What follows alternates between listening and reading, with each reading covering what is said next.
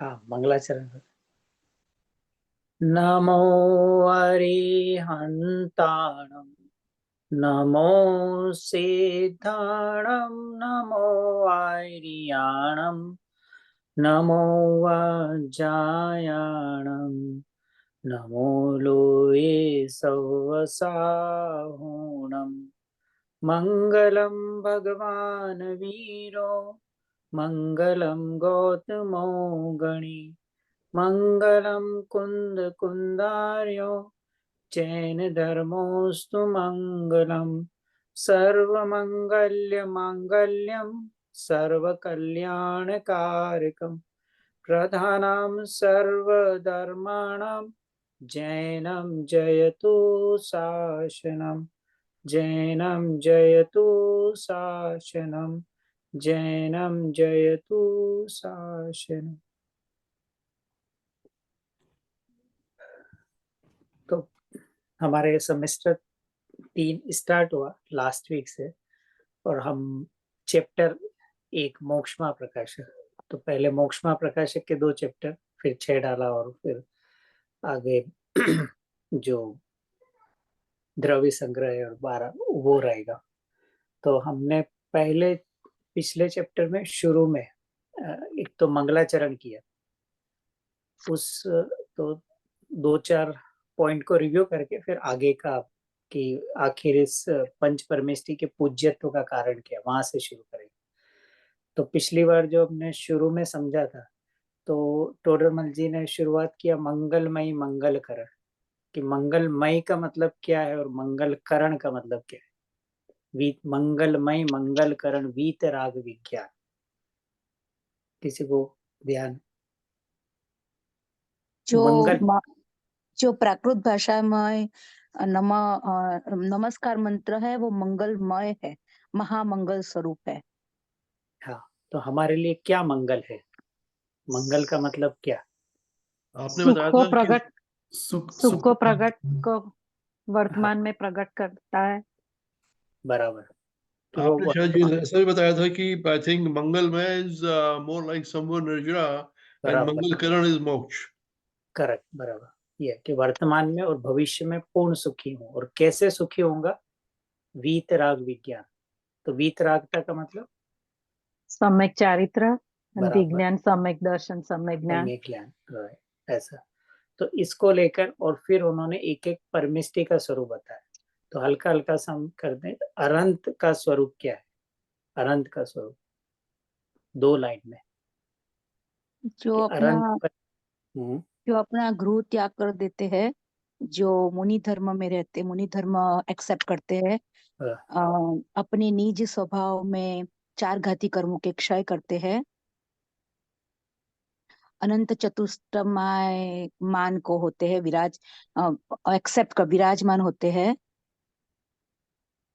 और अनंत ज्ञान अपने उनका अनंत गुण पर्याय में रहते हैं। जो ज्ञान है वो युगपथ है, 3 काल 3 समय को एक ही समय में देखने और जानने वाला है। हाँ, तो हम भी जैसे अभी घर छोड़ के मंदिर जाते, तो हमने भी घर छोड़ दिया ना, कि गृहस्थ बना दिया। इसका क्या मतलब? उसका मतलब था कि परद्रव्य के प्रति ममत्व त्याग करके। बराबर, हाँ, ऐसा। वो निज घर में है, निज स्वभाव निज घर में है। हाँ, हम अभी तो भी पर घर में है, मतलब वो मोमेंटली छोड़ते हैं पर वापस आ जाते हैं। हाँ, कि ममता नहीं छोड़ी है, कि वो ममता अंदर में अभी भी अभिप्राय में, अज्ञानी जीव के तो अभिप्राय में पड़ा है कि यह घर और ये शरीर, संयोग, धन दान, ये सब मेरे है। अब जो अविरति सम्यक दृष्टि, वो तो घर में भी रहता है, वो तो घर में रहता है। जी, तो अब उसको हम सम्यक दृष्टि कैसे बोल रहे हैं? क्योंकि उसके अंदर से मान्यता चली गई है, बराबर। अंदर से फिर मान्यता को त्याग कर दिया। तो उसके सम्यक दर्शन, सम्यक ज्ञान, ये तो है। सम्यक चारित्र की कमजोरी है, इसलिए अभी घर के प्रति राग समाप्त नहीं हुआ। पर जो अनंत बनेगा, तो मुनि धर्म अंगीकार करने से पहले घर के प्रति अभिप्राय में तो चला ही जाएगा, और राग भी चला जाएगा, कि पूरा घर का अभाव, मतलब उस घर का त्याग, मतलब और उस घर से संबंधित, शरीर से, परिवार वगैरह से कोई संबंध नहीं, केवल एक चैतन्य स्वभावी आत्मा में हूं। तो मुनि धर्म, मुनि व्रत और मुनि धर्म में क्या अंतर है?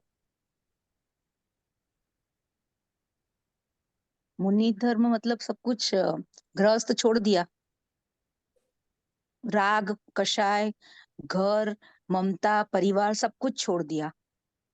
हाँ, तो मतलब मुनि धर्म मतलब कि मिथ्यात्व सहित 3 कषाय का जो अभाव है, अंतरंग और बहिरंग सब हाँ, कषाय चौकड़ी का सब अपनी भूमिका के योग्य सबको त्याग दिया। हाँ, तो जो अंतरंग में जो उन्होंने मिथ्यात्व परिग्रह, ये जो 14 अंतरंग परिग्रह है, तो उसमें संजलन संबंधी छोड़ दो, तो उसके अलावा बाकी सब अंतरंग से नग्न दिगंबर हुए और बाहर में भी अपनी भूमिका के योग केवल 28 मूल गुण का हो, कि वो हुए मुनि व्रत ऐसा, और अंदर में हुआ कि यह करके और निज स्वभाव को साधन बनाया, मतलब अपनी ही पर्याय में अपने वास्तविक स्वरूप को पहचाना कि मैं जानने देखने वाला एक ध्रुव चैतन्य हूँ।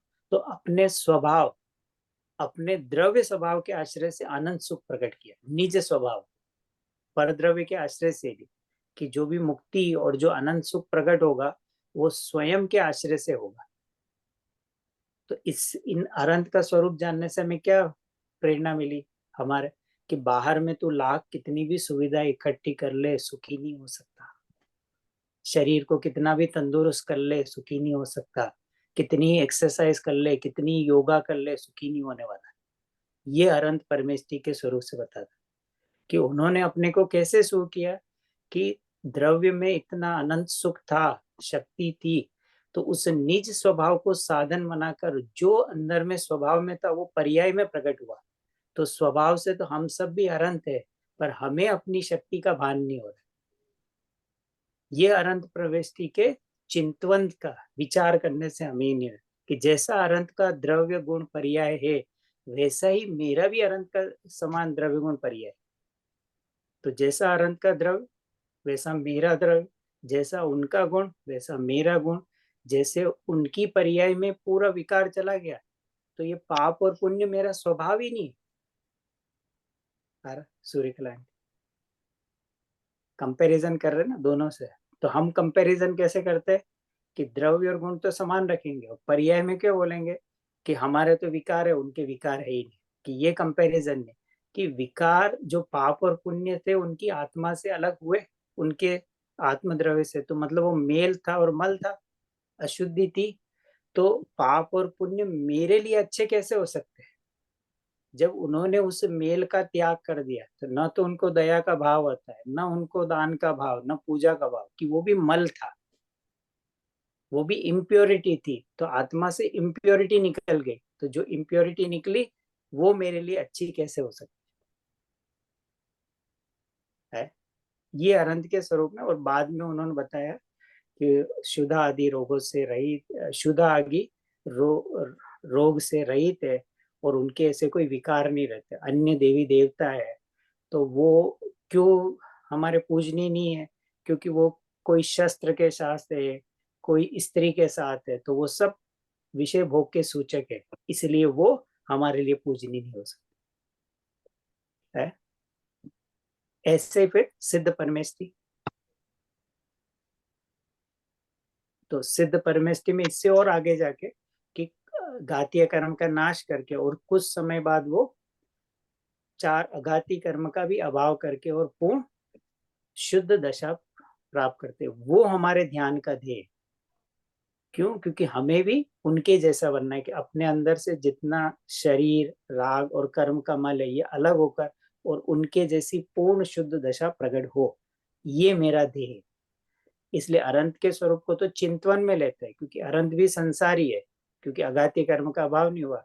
पर सिद्ध भगवान तो समस्त कर्मों से रहित हुए, समस्त मल से, भाव मल, शरीर का मल और कर्म मल, तो वो मेरे प्रतिबिंब के स्थान पर है। और फिर उन्होंने आचार्य उपाध्याय साधु और सबका स्वरूप बताया कि आचार्य उपाध्याय साधु है तो उनको भी उनका काम, मूल काम तो क्या है कि आत्मलीनता, स्वरूप में ही लीनता, और अपने पर किंचित कषाय के कारण कोई धर्मी जीव हो तो उसको उपदेश और देने आदि का भाव आता। तो वो आचार्य उपाध्याय और उनकी आचार्य का के कार्य को भी बताया, उपाध्याय का पठन पाठन का कार्य है, साधु ध्यान में तप में लीन रहते हैं, तो ऐसा उनका अंतरंग और बहिरंग स्वरूप बताया। अब इसके आगे कि इनको पूजते क्यों है, किसी भी चीज को हम रेस्पेक्ट देते तो कोई ना कोई रीजन है, तो आखिर इन पंच परमेष्टि को पूजने का कारण क्या है, तो वहां उन्होंने मतलब देखेंगे उसको, पर दो मेन पॉइंट बताए कि जिस जीव में ज्ञान की विशेषता हो, सुप्रीम नॉलेज हो और राग समाप्त हो गया हो, राग की हीनता हो, वही हमारे लिए पूजनीय। कौन से दो पॉइंट? सुप्रीम नॉलेज, हाँ, कि पूरा, अब वो नॉलेज पे भी करेंगे, और दूसरा बताया राग की हीनता, या तो राग पूरा समाप्त हो गया मतलब दुख है ही नहीं, पूर्ण सुखी और पूर्ण ज्ञान वाले, या तो वो पूजनीय होंगे, या जिन जिनमें हल्का सा राग और हल्का ज्ञान की कमी हो, तो वो हमारे लिए पूजनीय। तो अब इन पंच परमेष्टि को दो पार्ट में डिवाइड किया कि अरंत और सिद्ध तो क्या है कि ज्ञान में भी पूर्ण है और वीतरागता में भी पूर्ण है, रंच मात्र भी उनमें राग कांचनी है। और आचार्य उपाध्याय साधु में क्या है कि एक देश राग और एक देश ज्ञान बचा, क्योंकि अभी संजलन राग बचा ना, तो पूरा आत्मा का ज्ञान नहीं हुआ है, पूरा आत्मा में ठहराव नहीं हुआ है, इसलिए वो, पर इसके नीचे के भूमिका में जो है वो हमारे लिए पूजनीय नहीं है, ये पंच परमेष्टि, क्योंकि ये हम इसलिए इस नवकार मंत्र में इनको रखा गया। कौन कौन से दो कारण है, कौन बताएगा? आपकी आवाज नहीं आ रही रचना, आप बोल रहे शायद आ नहीं रही। राग की हीनता और ज्ञान की विशेषता। हाँ, राग की हीनता और ज्ञान की विशेषता, ये दो मेन कारण है। क्योंकि राग दहे आग, राग दुख है, आश्रय भावना में भी ये आता है ना राग, तो जितना भी जिस जीव में राग नहीं मतलब वो पूर्ण सुखी हो, हल्का भी राग है मतलब उसमें इतना दुख बचा है, चाहे 99 डिग्री का बुखार हो शरीर में तो भी बुखार है, एक तो 106 डिग्री वाला तो है ही है, एकदम बॉर्डर लाइन पे मरने के, और गट गट गट के 99 पे आया, फिर भी डॉक्टर क्या बोलेगा 98.9 होगा, 7 होगा, तब तक भी क्या बोलेगा बुखार है, स्वस्थ अवस्था नहीं है। तो राग का एक भी अंश, पाप और पुण्य का एक भी अंश, पराधीनता का एक भी भाव आत्मा के अंदर है तो सुखी नहीं है। जितना राग है उतना दुख है, तो जितना राग गया उतना सुखी। तो मुनिराज दुखी है कि नहीं है राधिका जी? ये मुनिराज में थोड़ा तो राग रहेगा, राइट? सो हाँ दुखी तो है। लाइक तो है, क्या दुख है उनको? आहार पे जाना, आहार क्रिया करना है, केश लोचन के भाव है, राइट। टीका लिखने का भाव है, सब दुख है ना, पराधीनता के भाव है। अनंत भगवान में रंच मात्र ऐसी क्रिया नहीं, न शुदा का रोग है, न उनको कोई आहार का भाव है, न कोई क्रिया होती, पूर्ण वीतराग दशा, इसलिए वो हमारे लिए, और अनंत और सिद्ध भगवान सर्वोत्तम पूजनीय है। और आचार्य उपाध्याय साधु में एक देश रहा, एक देश तो चला गया है, पार्शली चला गया है, पार्शली बचा है, थोड़ी सी अभी भी इम्प्योरिटी बची है। कैसा राग बचा है उसमें? पानी में रेखा के समान हल्का सा राग है। अब एक जो वर्ड हमने लिया था ज्ञान की विशेषता, मतलब अभी हम उसको देखेंगे बुक में भी, तो ज्ञान की विशेषता का मतलब शास्त्र ज्ञान से नहीं लेना। क्या बोला? शास्त्र ज्ञान से नहीं। जैसे दो मुनिराज है, एक तो भावलिंगी मुनिराज है, 3 कषाय चौकड़ी के साथ है, और उनको कितना ज्ञान है? हल्का सा ज्ञान है, बहुत छोटा, मतलब उनको 6 द्रव्य के नाम भी याद नहीं है। और दूसरे उधर एक द्रव्यलिंगी मुनिराज है, प्रथम गुणस्थान में रहने वाले मिथ्याद्वैत, और उनका ज्ञान है 11 अंग 9 पूर्व तक।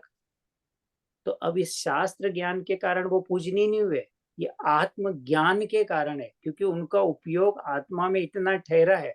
तो जितना उपयोग आत्मा में ठहरा है इसलिए वो पूजनीय है।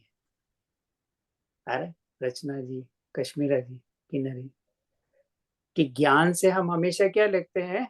शास्त्र ज्ञान, परलक्षी ज्ञान की बात नहीं कर रही, अंदर में आत्मा का ज्ञान, आत्मा में कितना ठहराव है, उपयोग कितना कम बाहर में फिरता है, वो है ज्ञान।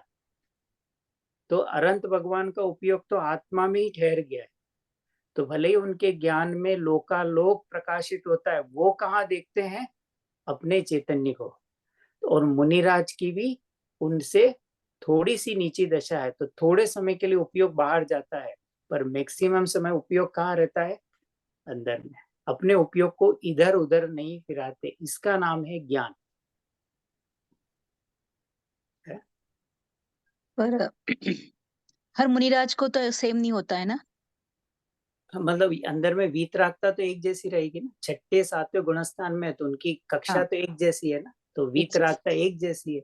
तो उस वीतरागता के कारण जो हम बोलते हैं ना 3 कम 9 करोड़ मुनिराज, हाँ। सबकी एक जैसी पूजनीय है, क्योंकि सबकी वीतरागता एक जैसी है। अंदर में 3 कषाय का अभाव है, इसीलिए उनको छठे सातवें गुणस्थान है। पर वो नीचे आ जाए तो कि वो पूजे, वो अपनी अपेक्षा है, पर अभी वो उत्तम श्रेणी में नहीं है, उत्तम अंतरात्मा में नहीं है। जो उत्तम अंतरात्मा में है वो उनकी बात चल रही है। और विक्रम जी, आपने बताया कि ज्ञान की विशेषता दो, लाइक भावलिंगी और द्रव्यलिंगी दोनों, राइट? सो हाँ। ये ज्ञान की विशेषता we are talking about the Arihant and Siddha ji, right? हाँ, मतलब अरहंत और सिद्ध में तो पूर्णता होगी, क्योंकि पूरा ही आत्मज्ञान हो गया। अब उपयोग कहीं पर भी बाहर जाता नहीं, पूरी आत्मलीनता है, हर समय केवल अपनी आत्मा को जानते। सो और भावलिंगी आपने बताया कि हल्का सा ज्ञान, वो क्या मतलब वो है? संजलन कषाय के कारण 7वें से छठे में आए, तो ओके। अबुद्धिपूर्वक जो राग है, वो क्या बता रहा है कि अभी आत्मा में थोड़ी फिसलन है, पूरा आत्मा में टिक नहीं पा रहा है। तो जितनी ये फिसलन है, ये उनकी वो कमी है। ओके। Okay, thank you. यहाँ तक क्लियर? कठिन तो नहीं हो रहा? मतलब अभी बुक को भी देखेंगे थोड़ा सा। अब अगला इसमें कि ज्ञान का स्वभाव कैसा है? स्व पर प्रकाशक। आत्मा का स्वभाव है ना स्व पर प्रकाशक। तो स्व पर प्रकाशक का मतलब क्या है? जैसे मैं अभी आपको बोलूं कि आपके ज्ञान में सम्य शिखर दिख रहा है कि नहीं, तो अभी एकदम हमारे ज्ञान में पूरा सम्य शिखर का। और सिंपल उदाहरण लो, आप जिन मंदिर में रोज जाते हो, क्या आपके ज्ञान में मूल वेदी जो है वो उसका चित्र भी बन रहा है कि नहीं बन रहा है? किन्नर वेदी। आप आते हैं जैसे फ्रैंकलिन टाउनशिप में, तो उस फ्रैंकलिन टाउनशिप के मंदिर का चित्र आपके ज्ञान में बन रहा है कि नहीं? दिख रही है ना मूल आदिनाथ भगवान की मूर्ति, महावीर भगवान की मूर्ति, पार्श्वनाथ की, तो पूरा ज्ञान में चित्र बन रहा है। राइट। अब बताओ कि वो जो इतना बड़ा मंदिर है, क्या हमारे ज्ञान में आ गया? नहीं। कहाँ है मंदिर? कहाँ है? वो तो अपनी जगह है ना। अब राइट। ये ज्ञान ने चित्र कैसे बनाए, जानने का कार्य कैसे किया?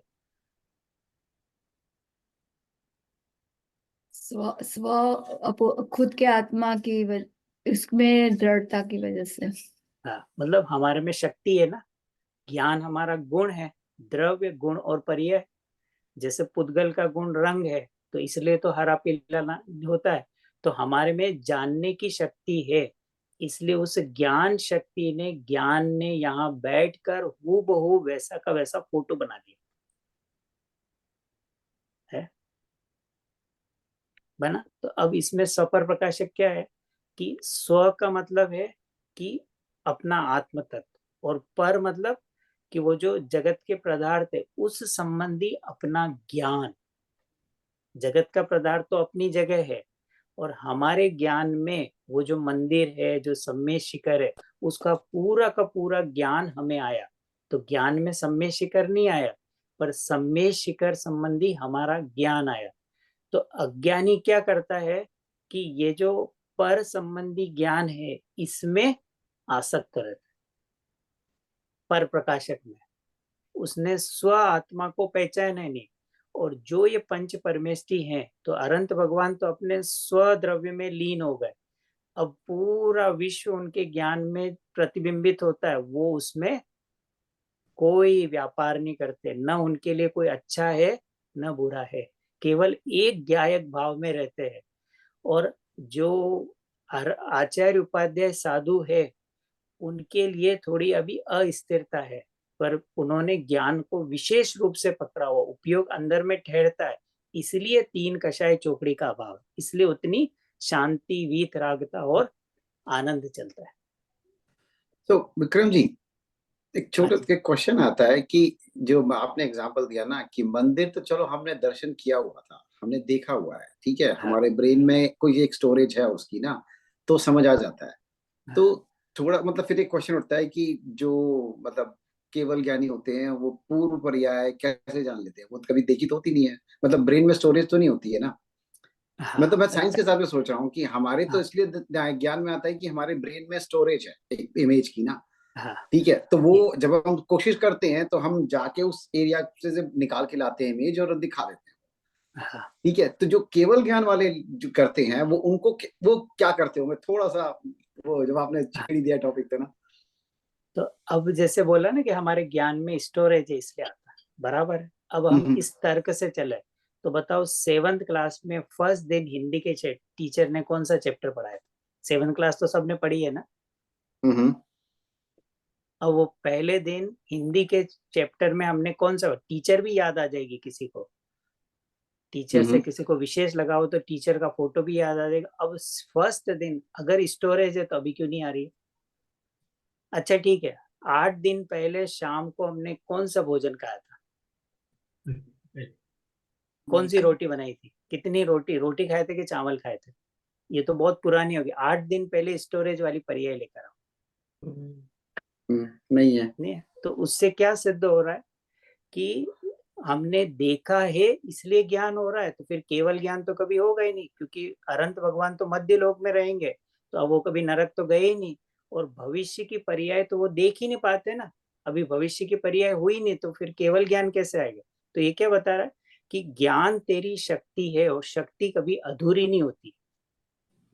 जैसे रंग है, जैसे हमारा जो है नींबू है, तो अब उसे खट्टा होने के लिए हम कोई टार्टरिक एसिड डालते हैं, करेले को कड़वा होने के लिए कोई इंजेक्शन लगाते हैं, कि वो उसका स्वभाव है। तो ज्ञान मेरा स्वभाव है और स्वभाव में कभी भी पर की आवश्यकता नहीं रहती है। तो अभी हमें क्यों नरक आदि नहीं दिख रहे? क्योंकि हमारे वर्तमान क्षणिक ज्ञान की पर्याय की योग्यता नहीं है, और केवली भगवान के ज्ञान की योग्यता खिल गई है, तो एक साथ पूरा लोक दिखाई देता है। लोक के कारण अगर होता तो हमें भी केवल ज्ञान होता, पर वो हमारे ज्ञान में अभी शक्ति नहीं है, इसलिए हमें अल्प ज्ञान है।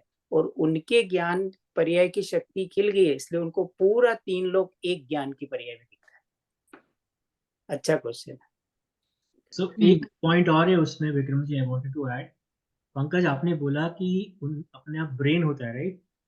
केवल ज्ञानी भगवान का ब्रेन भी नहीं होता है, they just have मतलब ब्रेन तो जड़ है ना, हड्डी क्या है, मस्तिष्क। ब्रेन क्या है? तो पुद्गल का बना हुआ ना, स्पर्श। और अगर इस ब्रेन में कोई स्टोरेज हो तो मरने के बाद इंजेक्शन लगा के कोई तो साइंस उसके एटीएम नंबर सब कुछ निकाल ले, क्योंकि वो जड़ है।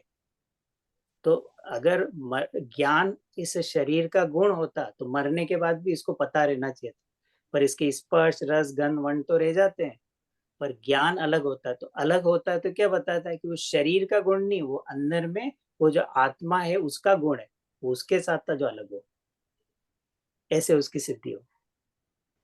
ठीक है, तो अभी पर्याय की शक्ति नहीं है या हाँ, अभी हमारे कोई कवरिंग है जो चीज रोक रही है? हाँ, पर्याय की वर्तमान शक्ति जो मति शुद्ध ज्ञान है, अल्प ज्ञान है, तो ये कमजोर ज्ञान है, तो इसकी शक्ति नहीं है। जब यही ज्ञान आत्मा का भान करके पूर्ण खिलेगा, तो जैसे वो केवली भगवान को 3 काल 3 लोक प्रत्यक्ष दिखता है, हमें भी वो ऐसी सर्व की शक्ति तो अंदर है, पर वर्तमान में प्रकट नहीं है। और सम्यक दर्शन, सम्यक ज्ञान हो और फिर पूरा उस आत्मा में लीनता हो, तो फिर वो केवल ज्ञान की भी शक्ति प्रकट हो जाती है। ठीक है, समझ आ गया, स्टोरेज की जरूरत ही नहीं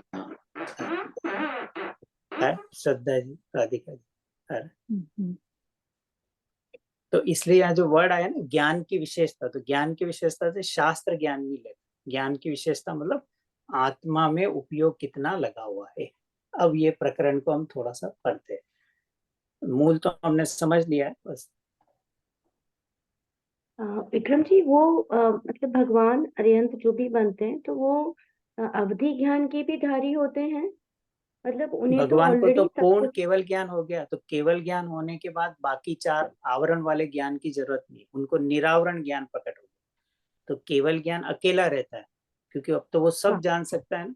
और अवधि और मना परे ज्ञान क्या है, रूपी पदार्थों को जान सकते, अरूपी को नहीं जान सकते क्योंकि ये आवरण वाले हैं, कम शक्ति वाले, कमजोर ज्ञान है। तो मति, श्रुत, अवधि, मना, तो मैक्सिमम मुनि किसी जीव को या तो ये 4 ज्ञान रहेंगे या फिर एक केवल ज्ञान रहेगा। 5 ज्ञान एक साथ नहीं रहेंगे क्योंकि 4 आवरण वाले हैं, एक निरावरण वाले। They are born with it. हाँ, मतलब क्योंकि जरूरत ही ना, अब तो 12वीं क्लास में आ गए तो पहले की क्लास का तो नॉलेज आ ही गया ना। तो अब वो केवल ज्ञान में तो द्रव्य गुण पर्याय सहित एक साथ जानना, और अवधि ज्ञान में तो क्रम क्रम से जानना होता है। वहां तो एक ही ज्ञान की पर्याय में भूत, भविष्य, वर्तमान एक साथ प्रत्यक्ष दिखते हैं कि किसी भी द्रव्य के बारे में पूछो तो वो अभी बता देंगे। मतलब उनके पास ये होता है, लेकिन जिस दिन जब केवल ज्ञान होता है तो ये चारों सब साइड है, फिर इसकी जरूरत नहीं है। हाँ, क्योंकि वो उसमें सब ज्ञानावाणी कुछ हो। कर्म समाप्त हो गया थे, तो आवरण वाले थे। अब वो केवल ज्ञानावाणी कर्म का व्यवहार, तो वो पूर्ण ज्ञान खिल गया। तो अब अवधि ज्ञान भी क्या जानता है, रूपी पदार्थों को। तो केवल ज्ञान तो वो काम कर ही रहा है। ऐसा मना परे ज्ञान ज्ञान का दूसरे की जानता है, तो केवल ज्ञान भी वो काम। तो ये जो चारों ज्ञान कर रहे थे वो तो कर ही रहा है, इसके अलावा अरूपी का भी ज्ञान होने लगता है इनको।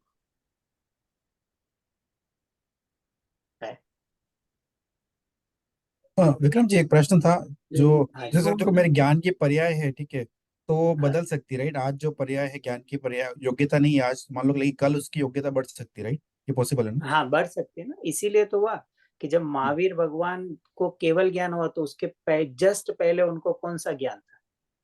तो बोलते ना कि दिवाली के दिन, अमावस्या के दिन केवल, जो भी 42 वर्ष की आयु में केवल ज्ञान हुआ। तो केवल ज्ञान के पहले तो उनके पास भी मति, श्रुत, अवधि, मना पर्याय ज्ञान था, मतलब छदमस्त थे ना। तो अब उस अल्प ज्ञान का व्यय हुआ और पूर्ण ज्ञान का हुआ। तो केवल ज्ञान आया कहाँ से, स्वभाव में से। द्रव्य में था तो पर्याय में प्रकट हो गया। एटीएम में जितने नोट होंगे वही तो बाहर आएंगे। एटीएम में नोट है ही नहीं तो आएंगे कहाँ से। तो द्रव्य में होंगे, तो द्रव्य में वो सर्वज्ञ शक्ति थी, वो पर्याय में खिल गई। तो उनको एक साथ त्रिकालवर्ती पदार्थों का ज्ञान होता है कि सब कुछ अंदर से है, बाहर से तुझे कुछ ढूंढना ही नहीं। सुख भी अंदर में है, ज्ञान भी अंदर में। जीव ज्ञान भी बाहर ढूंढता है, सुख भी बाहर ढूंढता है। ये पंच परमिष्टि को पूजने से हमें ये सारे निर्णय होते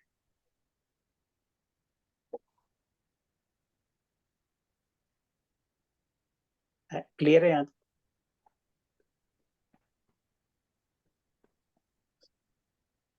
हाँ,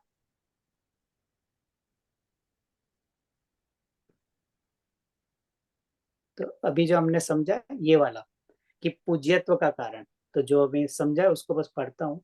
इस प्रकार इन अनंत आदि का स्वरूप सो वीतराग विज्ञान में है, मतलब सम्यक दर्शन, सम्यक ज्ञान, सम्यक चारित्र्य से पूर्ण। उसी के द्वारा अनंत आदि स्तुति के योग्य महान हुए, क्योंकि जीव तत्व की अपेक्षा तो सर्व ही जीव समान है। अगर हम पर्याय को नहीं देखें, द्रव्य स्वभाव से देखें, तो निगोदिया जीव और सिद्ध भगवान एक जैसे हैं, स्वभाव की अपेक्षा एक जैसे। सोना चाहे खदान में हो चाहे शोरूम में, है तो वो सोना। अंतर कहाँ है कि खदान वाला जो सोना है वो अशुद्ध है और जो शोरूम वाला सोना है शुद्ध है। पर द्रव्य स्वभाव से देखे तो एक जैसे है। परंतु रागादि विकारों से और ज्ञान की हीनता से जीव निंदा योग्य, कि जिसमें रागादि भाव बहुत है, पाप पुण्य के परिणाम, और ज्ञान भी हीन है, मतलब जिसे आत्मा का ज्ञान नहीं, वो जीव निंदा योग्य है। और रागादि की हीनता से और ज्ञान की विशेषता से स्तुति योग होते हैं। सो अनंत सिद्ध तो संपूर्ण रागादि की हीनता है, जो अभी हमने चर्चा करी कि उनको रंच मात्र भी रागादि भाव नहीं है, कोई भी पाप पुण्य का परिणाम नहीं है। और ज्ञान की विशेषता होने से, मतलब अब केवल वो एक आत्मा को देखते हैं। केवली का मतलब क्या है, ओनली आत्मा को जानना, लोकालोक को जानना ये केवली की परिभाषा नहीं है, वो तो लोकालोक जानने में आ जाता है, पर केवली मतलब जो हर समय अपनी आत्मा को ही जाने। तो ज्ञान की विशेषता होने से संपूर्ण वीतराग विज्ञान संभव है। संभव है मतलब वास्तव में है। और आचार्य उपाध्याय साधु को एक देश रागादि की हीनता है, मतलब पार्शली रागादि की हीनता, और ज्ञान की विशेषता होने से एक देश वीतराग विज्ञान है, क्योंकि अभी आत्मा का पूर्ण आश्रय नहीं है, इसलिए उनको अनंत आदि को स्तुति योग महान। क्लियर है यहाँ तक?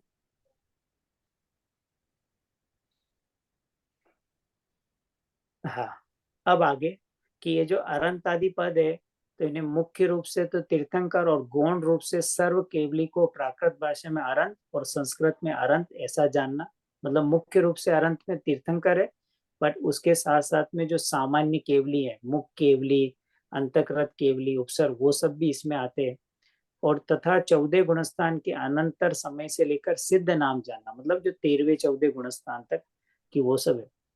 पुनश्च जिनको आचार्य पद हुआ है वे संग में रहे, एकाकी आत्म ध्यान करे, एका विहारी हो, अथवा आचार्य में प्रधानत्व को प्राप्त करके गंधर पद आदि के, उन सब का नाम आचार्य। आचार्य मतलब गंधर आदि है, वो तो है ही है।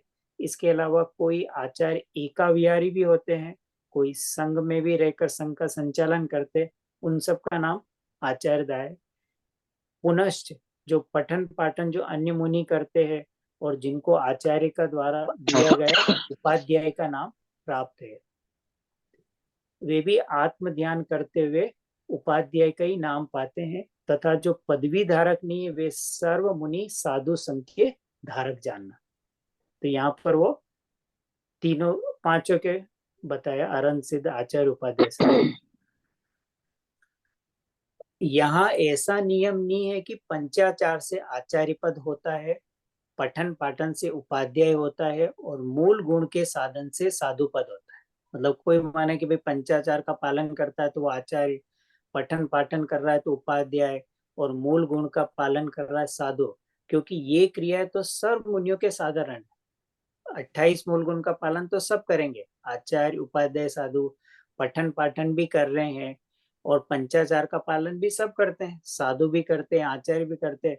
तो इनके कारण इनकी ये नाम नहीं है, परंतु शब्द नय से उनका अक्षरार्थ ऐसा किया जाता है। मतलब अगर शब्द नय है, ऐसे तत्वार्थ सूत्र में हम आगे समझेंगे, ऐसे निगम आदि के 7 भेद होते हैं, आगम में 7 नय।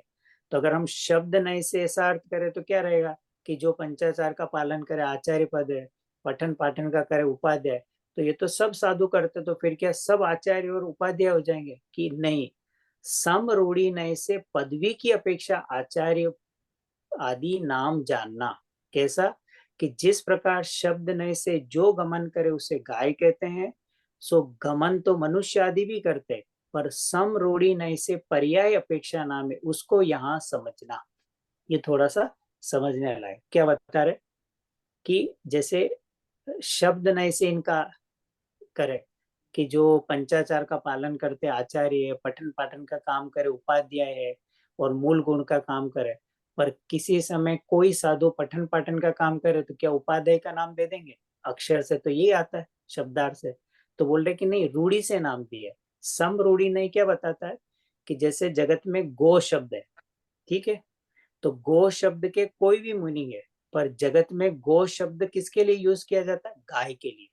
प्रसिद्ध है ना, कोई भी ऐसा एक पर्टिकुलर वर्ड है तो उसके बहुत अर्थ होते हैं, पर जो रूढ़ी से और जगत में प्रसिद्ध है, तो उस रूढ़ी से और पदवी से इनके आचार्य उपाध्याय नाम दिए। सम रूढ़ी नय से, शब्द नय से जाएंगे तो कोई साधु भी पंचाचार का पालन कर रहे तो हम मान लेंगे तो आचार्य, कि नहीं, कि उनको पदवी की अपेक्षा से उनको संघ में ऐसा पदवी दी है, ऐसी अथॉरिटी दी है, इसलिए उनको ये आचार्य उपाध्याय नाम दिया। तो ये दो अंतर है कि शब्द नय क्या बताता है और सम रूढ़ी नय क्या बताता है। ये सम रूढ़ी नय का मतलब क्या है? कस्टमरली बोलना चाहिए, एज ए हाँ, कस्टम। मतलब कस्टम है, हाँ मतलब रूढ़ी नय क्या है? हाँ, कस्टमरली, ऐसा कि बहुत सारे उसके मीनिंग हो सकते हैं, पर फेमस क्या हो रहा है? जैसे बताया ना, गो शब्द है Okay. गो शब्द के मीनिंग और भी कुछ हो सकते हैं, पर फेमस क्या है, गो बोलते ही सबके ज्ञान में क्या आएगा, गाय, ऐसा। Okay. Thank you.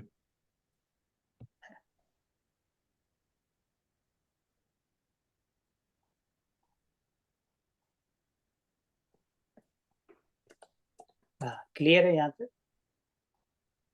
अब मुझे इन्होंने, एक क्वेश्चन था।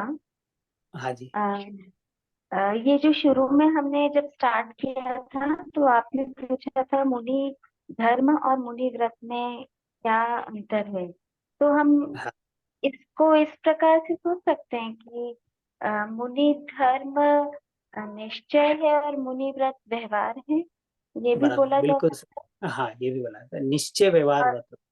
तो और जिनके अंदर में, हाँ दूसरे बोले, हाँ नहीं बोली। और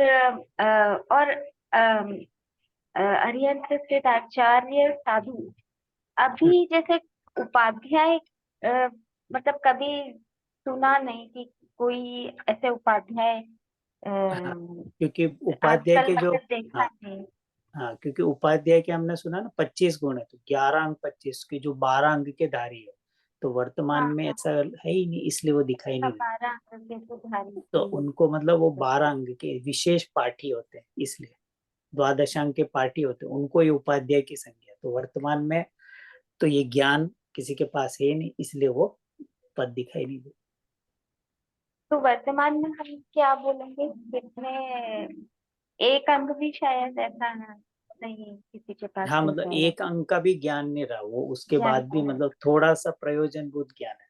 मतलब आचार्य है। कुंद थे, उनको भी हाँ इतने पूरे में समय सार उस संबंधी विशेष ज्ञान था, ऐसा। तो मतलब वो धीरे धीरे काल के बाद जो 3 अनुबद्ध केवली हुए, धीरे धीरे 12 अंक, और धीरे धीरे डिक्रीजिंग मोड में आता गया, ऐसा। ओके। अभी ऐसे कितने ही शास्त्र हैं कि जिनका मर्म निकालने वाले ज्ञानी नहीं बचे, तो हमारे लिए तो वो क्या है, दर्शन मात्र ही है, क्योंकि उनका अर्थ निकालने वाले ऐसे संयोगक्षम ध्यारी भी नहीं बचे, ऐसा। क्योंकि इस काल में ऐसे ही है कि वो उनकी बुद्धि और उतना संयोगक्षम खिला नहीं है कि उन शास्त्रों का मर्म निकाल सके। Okay okay, thank you thank you. Knowledge के हिसाब से उपाध्याय हमेशा ज्यादा नॉलेज रखेंगे, ज्ञान उनका ज्यादा होगा। हाँ, मतलब आचार्य को भी हो सकता है, पर जरूरी नहीं कि आचार्य द्वादशांक के पाठी हो, पर उपाध्याय द्वादशांक के पाठी कहलाएंगे, ऐसा।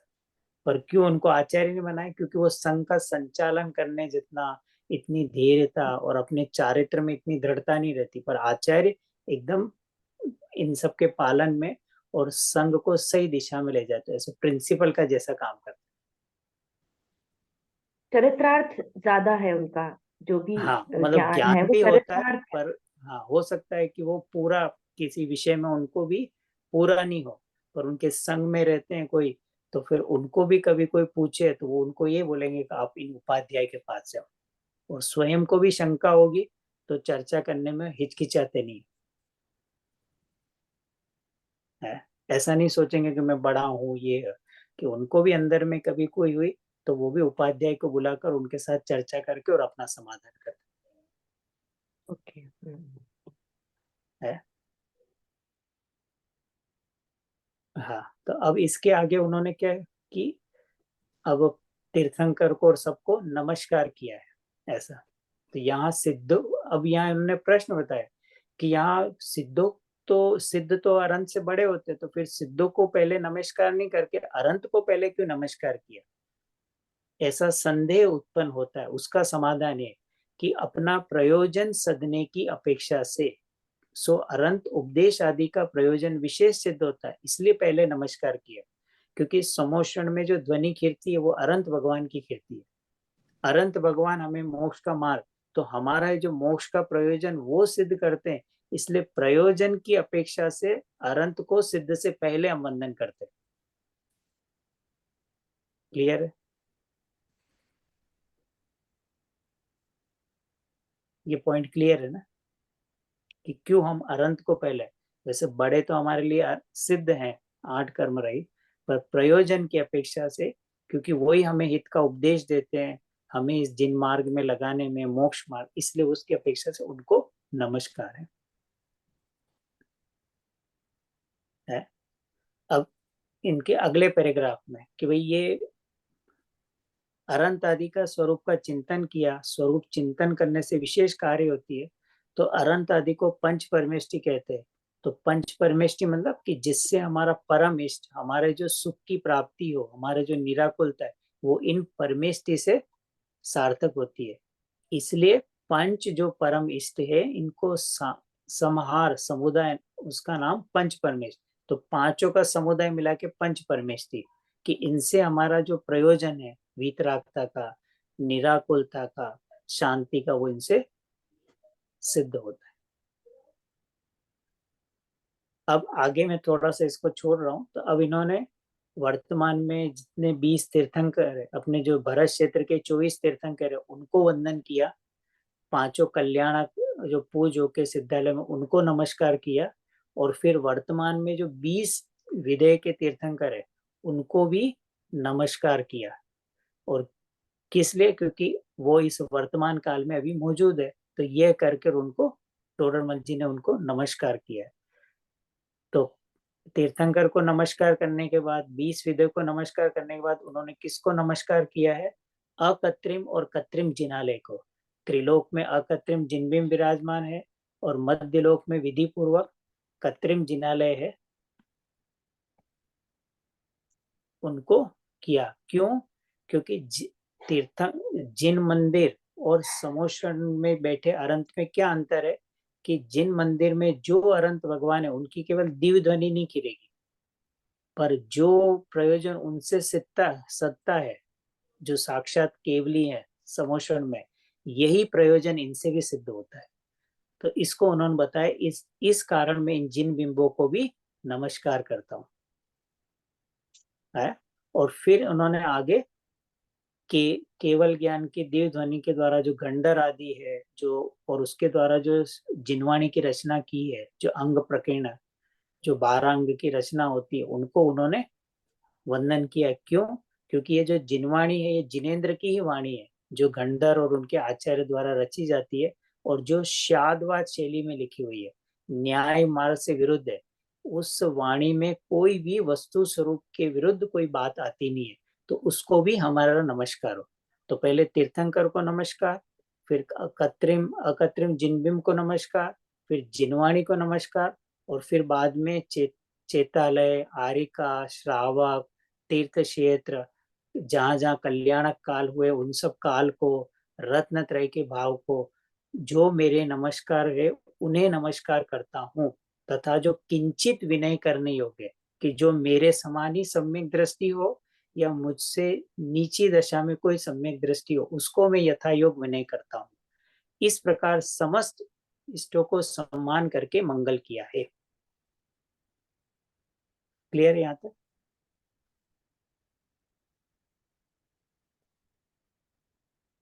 अब वे अरंत आदि इष्ट कैसे हैं, सो विचार करते हैं कि जिनके द्वारा सुख उत्पन्न हो और दुख का विनाश हो, ये उस कार्य का प्रयोजन। कि भाई अरंत आदि की भक्ति का प्रयोजन क्या है? कि मैं दुखी हूं और मेरे दुख का अंत होके और सुख प्रकट हो, और जिसके द्वारा ये प्रयोजन की सिद्धि हो, वो हमारा इष्ट है।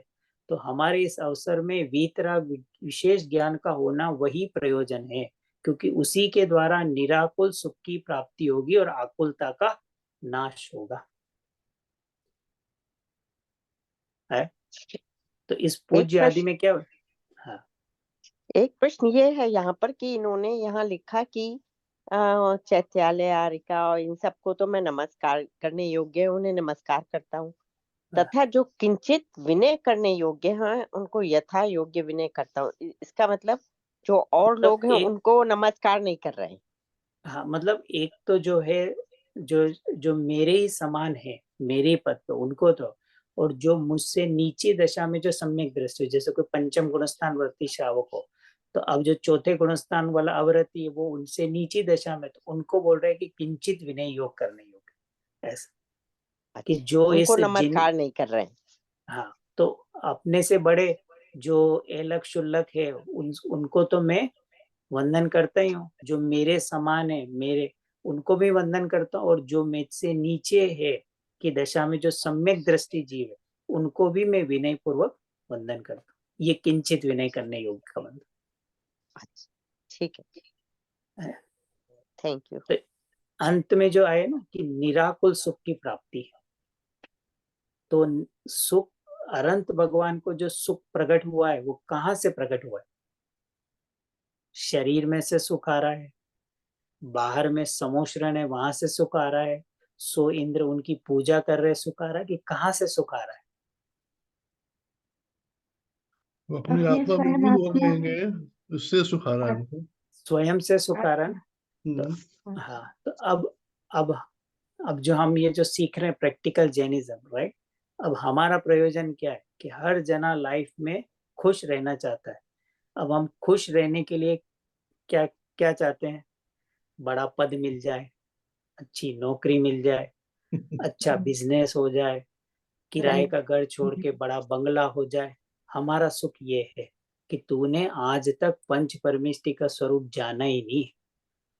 तो जिन मंदिर गया, जिनेंद्र भगवान को देखा, तो देखते ही अपना स्वरूप भी याद आए कि कैसे जिनेंद्र भगवान आनंद मंगल में है, वीत रागता है, ऐसा का ऐसा द्रव्य स्वभाव मेरे पास है।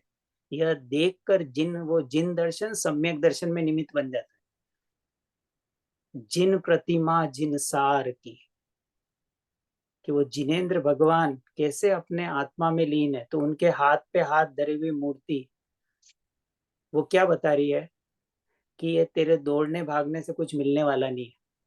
पैर जो है ना, ये दौड़ता रहता है तू सारा दिन, और हाथ पैर चलाने से कुछ नहीं होगा।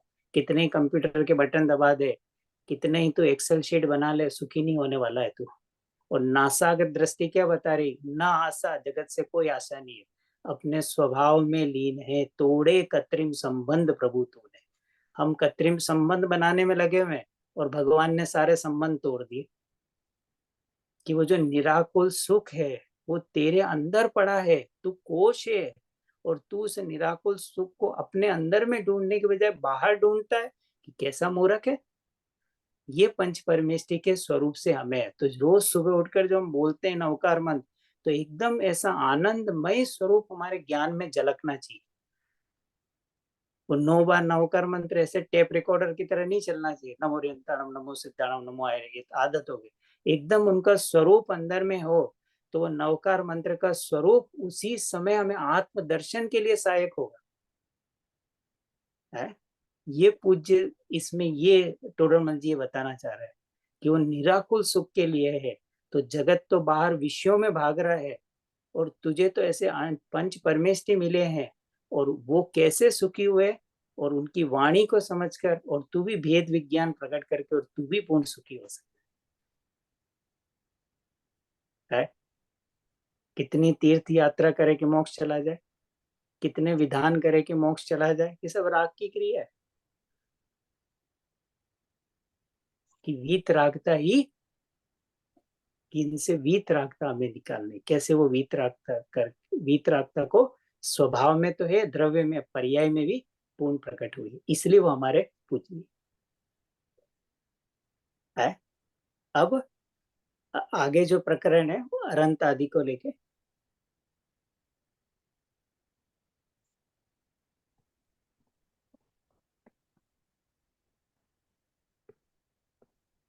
कठिन तो नहीं हो रहा?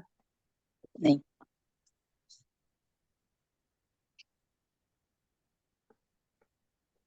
कि इन अनंत आदि से हमारे प्रयोजन की सिद्धि कैसे हो, ऐसा। तो इसमें मैंने एक थोड़ा दिन पहले एक ग्रुप में एक चार्ट भेजा था, पहले वो खोलता ताकि इससे एकदम क्लियर हो जाए। ये दिख रहा है, इस मतलब इसी से रिलेटेड है कि यहाँ पे अनंत आदि की प्रयोजन की सिद्धि में टोडरमल जी ने 3 भाव है। तो जीवों के अंदर 3 प्रकार के भाव चलते हैं, जो टेबल बने हैं। एक तो होता है संक्लेश परिणाम, अशुभ परिणाम, एक होता है विशुद्ध परिणाम, शुभ परिणाम, और एक होता है शुद्ध परिणाम। ठीक है, तो संक्लेश परिणाम में कौन कौन से परिणाम जाएंगे? संकलेश परिणाम में कौन कौन से परिणाम जाएंगे? अशुभ, हिंसात्मक, अशुभ, आश्रय हाँ, आएगा, जैसे आश्रय। कषाय के भाव जाए। हाँ, तीव्र दो चार, कषाय। हाँ, हिंसा, झूठ, चोरी, कुशील परिग्रह, विषय वासना, ये सब जो परिणाम है संकलेश अशुभ। ठीक है, जब हम संकलेश का भाव करते हैं तो कौन कौन से कर्मों का बंधन होता है? वो चार्ट चला गया आपका विक्रम जी? चारों घातीय कर्म का बंध एक हाँ, साथ होता है। हाँ, वो क्योंकि मैं रिवीजन कर रहा हूँ इसलिए चार्ट हटा दी। सेमेस्टर 1-2 का रिवीजन चल रहा चारों घातीय कर्म एक साथ बंधेंगे। है। हाँ, तो जैसे मैंने पाप का भाव किया, खाने का भाव कर रहा हूँ, ठीक है, तो खाने का भाव कर रहे हैं उस समय कौन कौन से कर्मों का बंधन हो रहा है? पहले अभी अज्ञानी की अपेक्षा से बात करना, फिर हम ज्ञानी की अपेक्षा से बात करें। पहले साते कर्म, अज्ञानी, साते कर्म तो चालू ही रहेंगे ना ऑल द टाइम। हाँ, कि मतलब एक चारों आयु के घातीय अलावा कर्म का बंध हो रहा है, और अघाती कर्म में किसका बंध हो रहा है? पाप प्रकृति नाम- का कि पुण्य प्रकृति का? पाप। पाप, पाप प्रकृति। पाप, पाप प्रकृति का बंध हो रहा है। ठीक है, तो ये सब का बंध हुआ। अब जब हमने शुभ भाव किया, जैसे भगवान की भक्ति कर रहे हैं, विधान आदि कर रहे हैं, अभी ये जो स्वाध्याय का कार्य कर रहे हैं, अब इस समय कौन अघातीय कौन से कर्मों का बंधन हो रहा है? पुण्य, अघातीय कर्म का होगा सारा। राग होता है ना तभी। केमी कर्म हाँ, पर शुभ प्रकृति के। तो भी हाँ, वो भी एक प्रकार का कषाय हुआ ना, राग। हाँ, नहीं, पर कषाय अघातीय हुआ। कर्म हो जाएंगे। हाँ, अघातीय कर्म का होगा, गोत्र, उच्च गोत्र मिलेगा, हाँ, कि नाम अघाती कर्म। कर्म में तो पुण्य प्रकृति, उच्च गोत्र, शुभ आयु, हाँ, उच्च शुभ नाम कर्म, उन सब का होगा शुभ प्रकृति का। और घाती कर्म बंधेंगे कि नहीं बंधेंगे जब हम भगवान की भक्ति कर रहे हैं? बंधेंगे। बंधेंगे। वो तो बंधेंगे ना? बनते ही रहते हैं। हाँ, अब अज्ञानी जीव है, जब भगवान की भक्ति कर रहा है तो कौन कौन से कर्मों का बंधन हो रहा है? मेनली राग का होता है। मतलब राग है, राग चारित्र गुण के अशुद्ध पर्याय है, तो चारित्र मोहिनी का तो बंध चल रहा है। हाँ राइट, मोह होता है ना कि हमने ये पूजा की। हाँ, तो दर्शन मोहिनी का बंध भी हो गया, मैंने पूजा राइट, की, मैं अर्घ चढ़ा रहा हूँ, राइट, तो दर्शन मोहिनी का बंध हुआ। अब उसके साथ साथ में ज्ञानावरण, दर्शनावरण और अंतराय का भी। अंतराय। ठीक है, अब कोई ये जीव माने कि मैं भगवान की भक्ति करते करते मोक्ष चला जाऊंगा, क्या संभव है? हाँ, संभव। मैंने पूजा बढ़ा दी है, जल्दी मोक्ष जाऊंगा, तो पूजा बढ़ेगी तो तेरे शुभ प्रकृति का बंध बढ़ेगा, मोक्ष नहीं जाएगा। देव ये का पकड़ना है। आ रहा है मेघना जी? जैसे वो सबका प्रश्न है ना, मतलब जितना जितना हम शुभ भाव ज्यादा करेंगे तो शुभ भाव ज्यादा होगा तो पाप का बंध कम होगा, शुभ प्रकृति का बंध ज्यादा होगा तो क्या होगा कि अगले भाव में तुझे संयोग अच्छे मिलेंगे, सुख नहीं मिलेगा। तुझे नारकी का शरीर ना मिलके देव का शरीर मिलेगा, सुख नहीं मिलेगा। मनुष्य गति मिलेगी तो संयोग अच्छे मिलेंगे, राजा मारेंगे, सुख नहीं मिलेगा तुझे। तो अब तीसरा भाव है कि सुख कहाँ से प्रकट होगा? शुद्ध भाव। शुद्ध भाव। तो शुद्ध भाव हुआ मतलब वीतराग भाव। तो वीतराग भाव मतलब कि जिसमें जगत के प्रति न राग है न द्वेष है, ऐसा जो साम्य भाव है, समता भाव है, वो संवर, निर्जरा और मुक्ति का कारण है। क्योंकि न उसमें गाती प्रकृति का बंध होगा, न अगाती प्रकृति का, वहां निर्जरा होगी। ये टोडरमल जी ने इसमें बताया कि अरंत आदि से तेरी प्रयोजन की सिद्धि कैसे होगी? कि उनका स्वरूप जान के और उनके उपदेश को जान के, और जब तू अपने अकर्ता ज्ञायक स्वभाव की दृष्टि करी कि मैं जानने देखने वाला एक पूर्ण ज्ञायक भगवान हूं, तो तेरे संवर, सम्यक दर्शन, ज्ञान, चारित्र प्रकट होंगे तो तेरी मुक्ति होगी, वरना बंद है।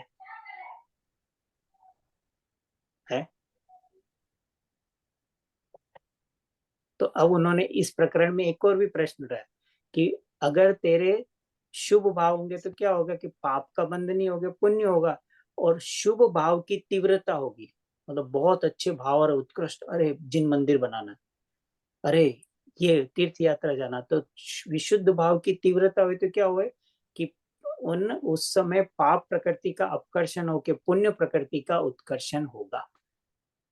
तो उससे क्या होगा कि इस पुण्य के बनने से तेरे बाहर में जो इंद्रिय भोग है उनको तुझे वो मिलेंगे, कि ऐसे अरंत आदि की भक्ति से स्वयं तुझे वस्तुएं मिलने वाली है। तो अब तुझे भगवान के सामने भीख नहीं मांगना कि भगवान घर दे दो, कागज दे दो, नोट दे दो, वैसे ही मिलने वाला है। अब ये भगवान के पास जाता है, भगवान आज IAS में पास कर दो, तो पाप बांध लिया ना। अरे बिन मांगे जो मिले, क्या मांगना है भगवान से। क्रेडिट कार्ड को स्वाइप करेगा तो पॉइंट्स पहले ही मिल जाएगा। अब बोल रहा है कि मुझे तो चीज नहीं करनी, आप तो मुझे 1000 पॉइंट दे दो। अरे वो तो वैसे ही मिलने वाले हैं, तो 1000 रुपए की शॉपिंग करेगा तो 1000 पॉइंट्स वैसे ही मिलेंगे। तो जिस समय तूने सच्चे मन से जिनेंद्र को बैठे बैठे यहाँ वंदना की, ऑटोमेटिक पुण्य का बंद हो रहा है। अब तुझे और उस पुण्य के कारण वैसी जगत की चीजें मिलने वाली है, इंद्रिय वस्तुएं मिलने वाली, तुझे उनसे मांगना क्या है। ये इसमें टोडर मंजी बना रहे। पर अगर तू अंदर में ये भावना रख के जिनेंद्र के पास जा रहा है कि मुझे ये चीज मिले, तो वो पाप बंद का कारण है। ये 3 चीजें उन्होंने इस प्रकरण में बताई है। अरे सुनील जी, मानो जी, यस करते ना हम बच्चों में कैसे गलत संस्कार डालते हैं। बेटा एग्जाम देने जा रहा, भगवान का नाम लेना, क्यों भगवान पास कराएंगे। बेटा आज इंटरव्यू है, भगवान से मिलके जाना, तो हम उनमें वो उस समय उसको क्या आ रहा है, पाप के भाव। भगवान आज इंटरव्यू है, इंटरव्यू वाला ऐसे ऐसे क्वेश्चन पूछे, मैं पास हो जाऊं।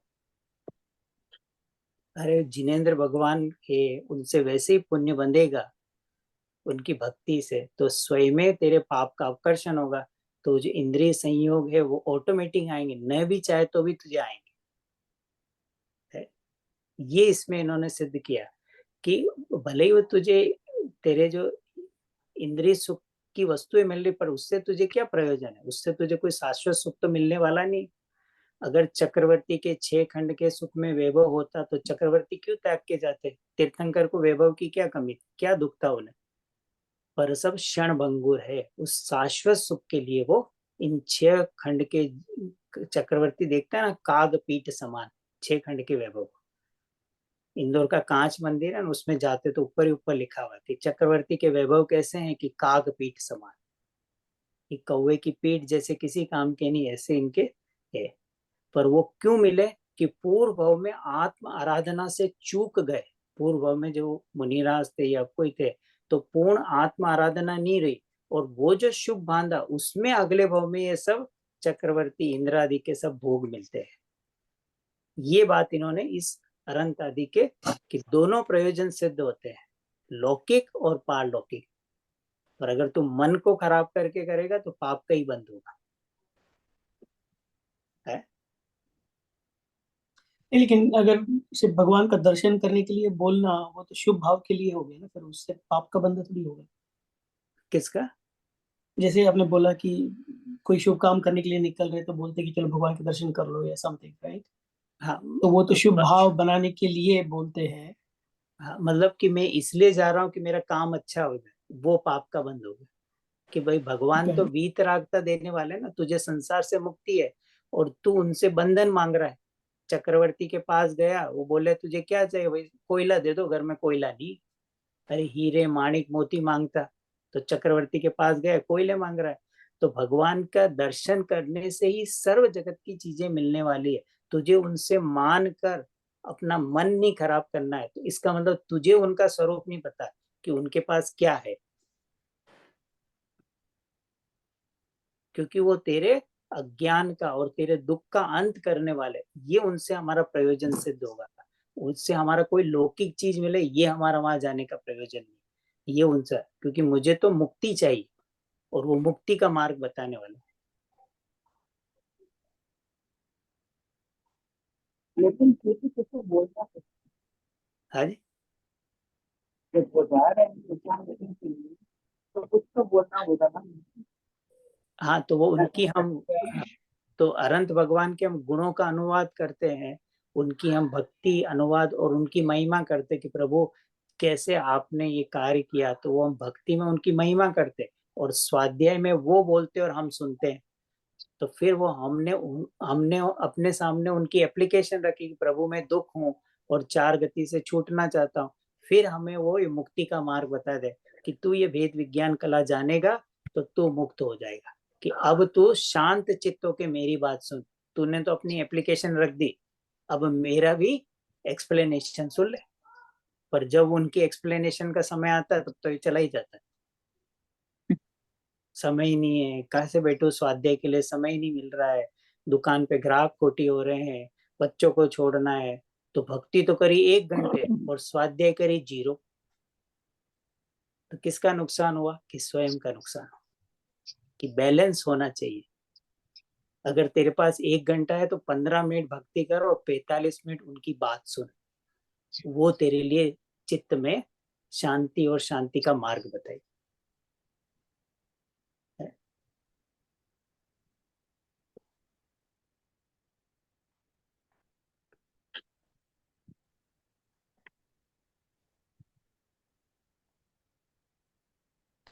तो वो चार्ट को एक बार मैं खोलता हूँ तो उससे क्लियर हो जाएगा।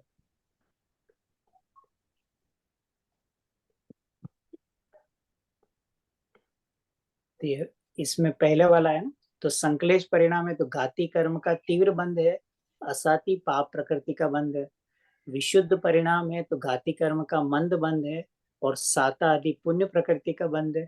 शुद्ध भाव है तो बंध नहीं है, संवर निर्जराव मोक्ष है। अब नीचे विशुद्ध परिणाम से क्या क्या फल मिलते हैं। घाती कर्म में मंद बंध, विशुद्ध परिणाम मतलब दया दान पूजा का व्रत भक्ति का परिणाम, तो घाती कर्म में मंद बंध, अघाती कर्म में पुण्य बंध।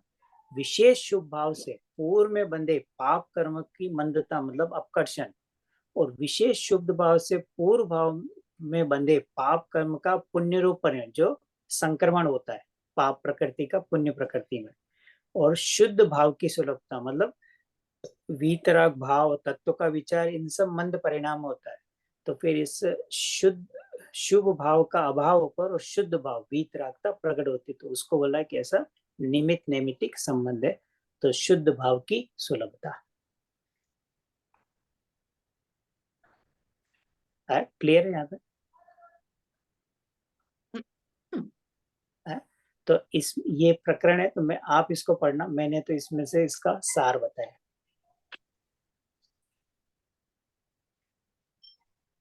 अब ये जो सेकंड यहाँ पे आया इसमें कि अरंत आदि का आकार का अवलोकन करने, स्वरूप विचार, वचन सुनना, निकटवर्ती होना, उनके अनुसार प्रवर्तन करना इत्यादि का तत्काल ही निमित्त भूत होकर रागादि को हीन करते, कि जब उनकी भक्ति में उनके विचार उनके निकट होते हैं तो हमारी कषाय में मंदता होती है और जीवादि के विशेष ज्ञान को उत्पन्न करते हैं। मतलब वस्तु स्वरूप का विचार करने से कि ये जीव है ये अजीव है, इस विशेष ज्ञान को उत्पन्न करते हैं।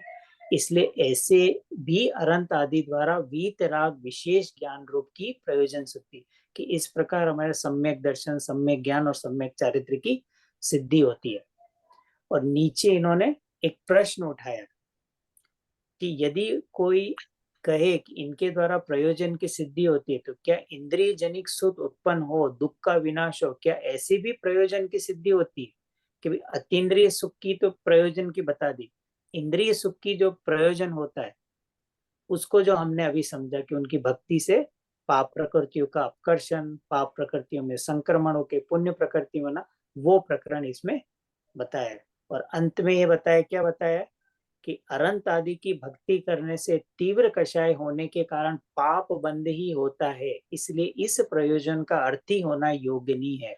अरंत आदि की भक्ति करने से ऐसे प्रयोजन तो स्वयं सिद्ध होते, इस प्रकार अरंत आदि परम इष्ट मानने योग्य है। ये जो पहले जो पैराग्राफ था ना, अरिहंत के आकार का अवलोकन करना, ये फिर से एक बार समझाएंगे? हाँ, तो अरंत आदि के आकार मतलब उनके स्वरूप का विचार करना, कोई उनका मतलब उनके द्रव्य गुण पर्याय का विचार करना। तो अरंत ने का द्रव्य और गुण शुद्ध है, उनकी पर्याय में किसी भी प्रकार का विकार नहीं है। तो जो अनंत ज्ञान, अनंत दर्शन, अनंत वीर और अनंत सुख वो कैसे प्रकट हुआ कि उन्होंने अपने निज स्वभाव को, पर्याय ने अपने को भूल कर और मैं अकर्ता ज्ञायक भाव हूँ, ऐसे उन्होंने अपने स्वरूप की प्राप्ति। तो जब मैं उनके स्वरूप को ऐसे चिंतन में लेता हूँ और अपने द्रव्य गुण पर्याय को मिलान करता हूँ तो इससे मुझे अपने प्रयोजन की सिद्धि होती है। ओके। कि जब उनकी पर्याय में विकार है ही नहीं, पाप पुण्य चला गया, तो ये पाप पुण्य के परिणाम मेरा स्वभाव नहीं है। तो ऐसा में राग शरीर और कर्म से भेद करके और त्रिकाली ज्ञायक भाव के आश्रय से सम्यक दर्शन ज्ञान चारित्र प्रकट कर सकता है। ये प्रयोजन की सिद्धि होती है। उनके निकट रहने से, उनका विचार करने से, उनके स्वरूप का चिंतन करने से। तो निकटवर्ती होना उसका मतलब क्या? निकट यहाँ निकट पे मतलब कि उनके स्वरूप का विचार करना, ऐसा निकटवर्ती कि जिन मंदिर है या समोषण में है तो उनके स्वरूप को और उनके उपदेश आदि से और अपने को उसी रूप जानकर और वैसा ही स्वरूप मेरा है जैसा इनका स्वरूप, इसका नाम है निकटवर्ती। ओके। है? और उसके मतलब बाद लिखा है, सॉरी गो अहेड। हाँ बोलिए। नहीं, उसके बाद ऐसा लिखा है कि इत्यादि कार्य तत्काल ही निमित्तभूत होकर रागादि को हीन करते हैं। हाँ मतलब जब हम ये चिंतन कर रहे हैं तो ये शुभ भाव है ना, तो शुभ भाव है तो रागादि को हीन करते हैं। और इसे शुभ भाव में स्वरूप की दृढ़ता हो जाए तो मिथ्यात्व और अनंत सम्यक दर्शन प्रकट हो तो फिर मिथ्यात्व और रागादि का अनंतानुबंधी कषाय का भी अभाव होना प्रारंभ हो जाता है। सो बेसिकली जिन मुहूर्त को देखने से जब सम्यक दर्शन होता है उसको बताया है इस लैंग्वेज हाँ में, राइट? मतलब हाँ कैसे, मतलब वो जिन दर्शन भी हमारे सम्यक दर्शन में निमित्त बनते उसको बताया। उनके स्वरूप को विचार लिया और उसके बाद विकल्प छोड़कर निर्विकल्प शुद्धोपयोग हुआ तो उससे हमारे अंदर में वीतराग विशेष ज्ञान मतलब सम्यक दर्शन, सम्यक ज्ञान और सम्यक चारित्र प्रकट हुआ। तो यहाँ पे तीनों को उन्होंने निमित्त आदि बताया है। हाँ क्योंकि निमित्त है ना कि वो, क्योंकि उपादान कारण तो मेरी स्वयं की शक्ति है ना, निमित्त कारण वो है। अनंतर क्षणवर्ती पर्याय में विचार हुआ और उत्तर क्षणवर्ती तत्समय की योग्यता से उस सम्यक दर्शन का जन्म हुआ। तो उस जन्म होने के पहले इस अरंत का और इस जिनवाणी का विचार करने से प्रकट हुआ तो वो इसलिए वो निमित्त कारण हो जाएंगे। और उसके बाद कहा है कि जीव अजीव आदि के विशेष ज्ञान को उत्पन्न करते हैं। हाँ तो ये तो मतलब विशेष ज्ञान को सम्यक दर्शन ज्ञान चारित्र कहा गया। हाँ मतलब जीव को जीव रूप और अजीव आदि मतलब आश्रव, तो जीव का अजीव से भेद ज्ञान, जीव का आश्रव से भेद ज्ञान करके संवर आरजी प्रकट होना, मोक्ष परम उपादेय और अपने त्रिकाली जीव तत्व के आश्रय से वीतरागता का प्रकट होना। ऐसा 7 तत्व में का स्वरूप जानकर और अपने 7 तत्व में अपरिणामी जीव तत्व है उसके आश्रय से सम्यक दर्शन प्रकट। Okay, thank you. क्लियर है? तो अब 2 टॉपिक हुए, पहले पंच परमेष्टि का स्वरूप आया, फिर पूज्यत्व का कारण आया, अनंत आदि से हमारे प्रयोजन की सिद्धि क्या होती। अब आगे का जो प्रकरण है वो मंगलाचरण के।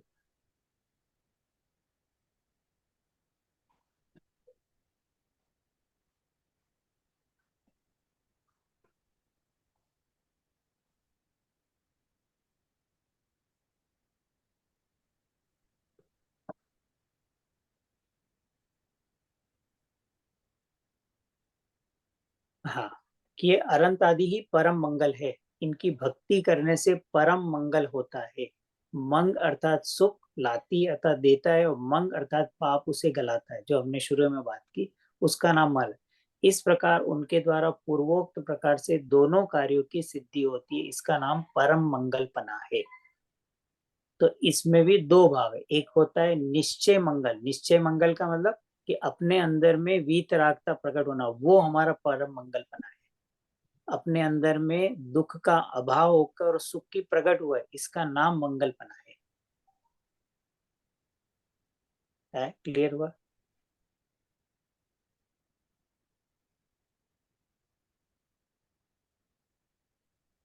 आगे अब कि ये मंगलाचरण जो कर रहे हैं इसके पीछे क्या कारण है। तो यहाँ कोई प्रश्न पूछे कि प्रथम ग्रंथ आदि में मंगल ही किया सो क्या कारण है, कि उसका उत्तर सुख से ग्रंथ की समाप्ति हो और पाप के कारण कोई विघ्न न हो, इसलिए प्रथम मंगल किया है। कि क्यों ग्रंथ जब प्रारंभ करते हैं तो इसके आगे क्या कारण होता है। हम देखते हैं ना समस्त ग्रंथ में, चाहे वो समय सार हो, चाहे धवला हो, चाहे रत्नकरण हो, तो मंगलाचरण किया जाता है। तो क्या चाहते हैं कि हमने जिस उद्देश्य से इस ग्रंथ की शुरुआत की है, यह निर्विघ्न इसकी समाप्ति हो और इस ग्रंथ का जो विषय है वो परिपूर्ण हो,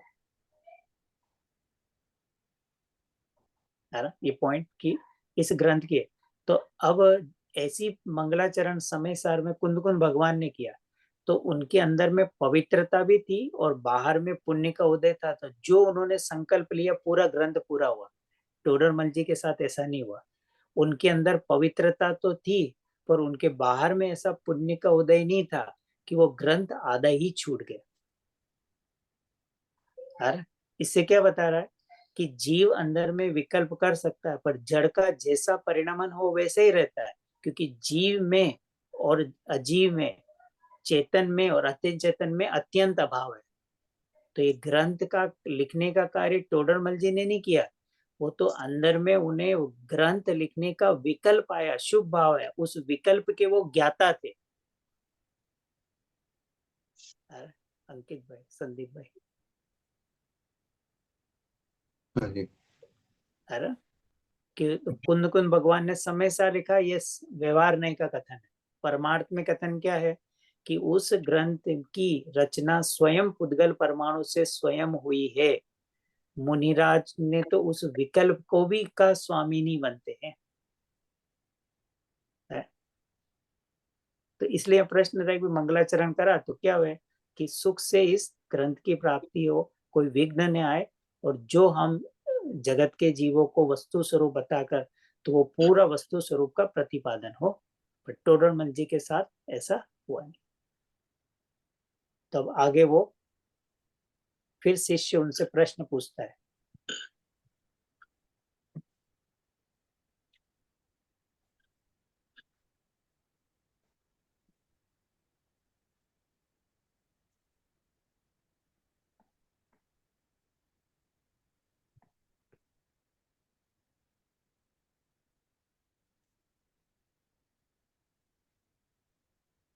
कि अब यहाँ उसका प्रश्न है कि यहाँ तर्क है कि अन्य मती तो इस प्रकार मंगल नहीं करते, तो उनके भी तो ग्रंथ की समाप्ति तथा विघ्न न होता दिखाए, उसका क्या हेतु है?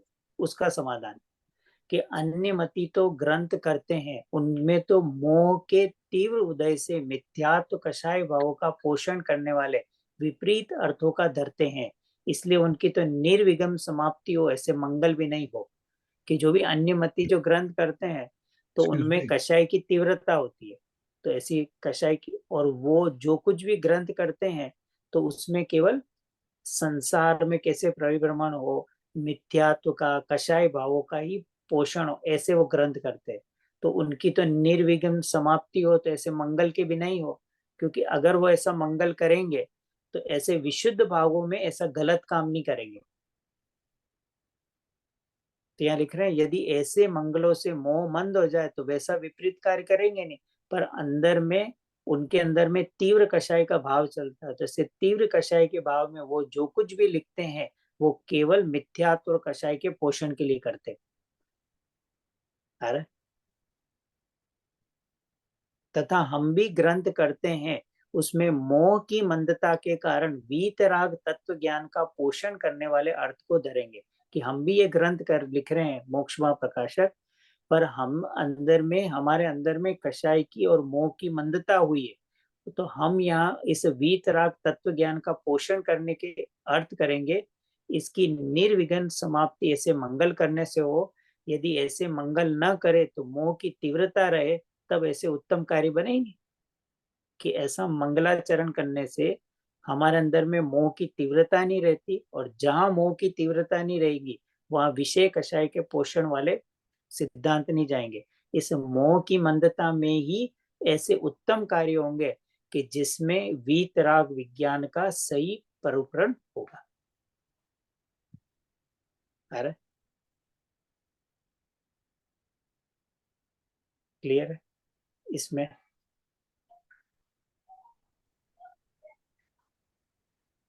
तो अब आगे इसमें ऐसा कहना चाह रहे कि जो ग्रंथ लिख रहे हैं उसमें मंगलाचरण जब करते हैं तो उनके भाव शुद्ध रहते हैं, शुभ रहते हैं, पॉजिटिव रहते हैं, उसकी वजह से वो जो लिखते हैं वो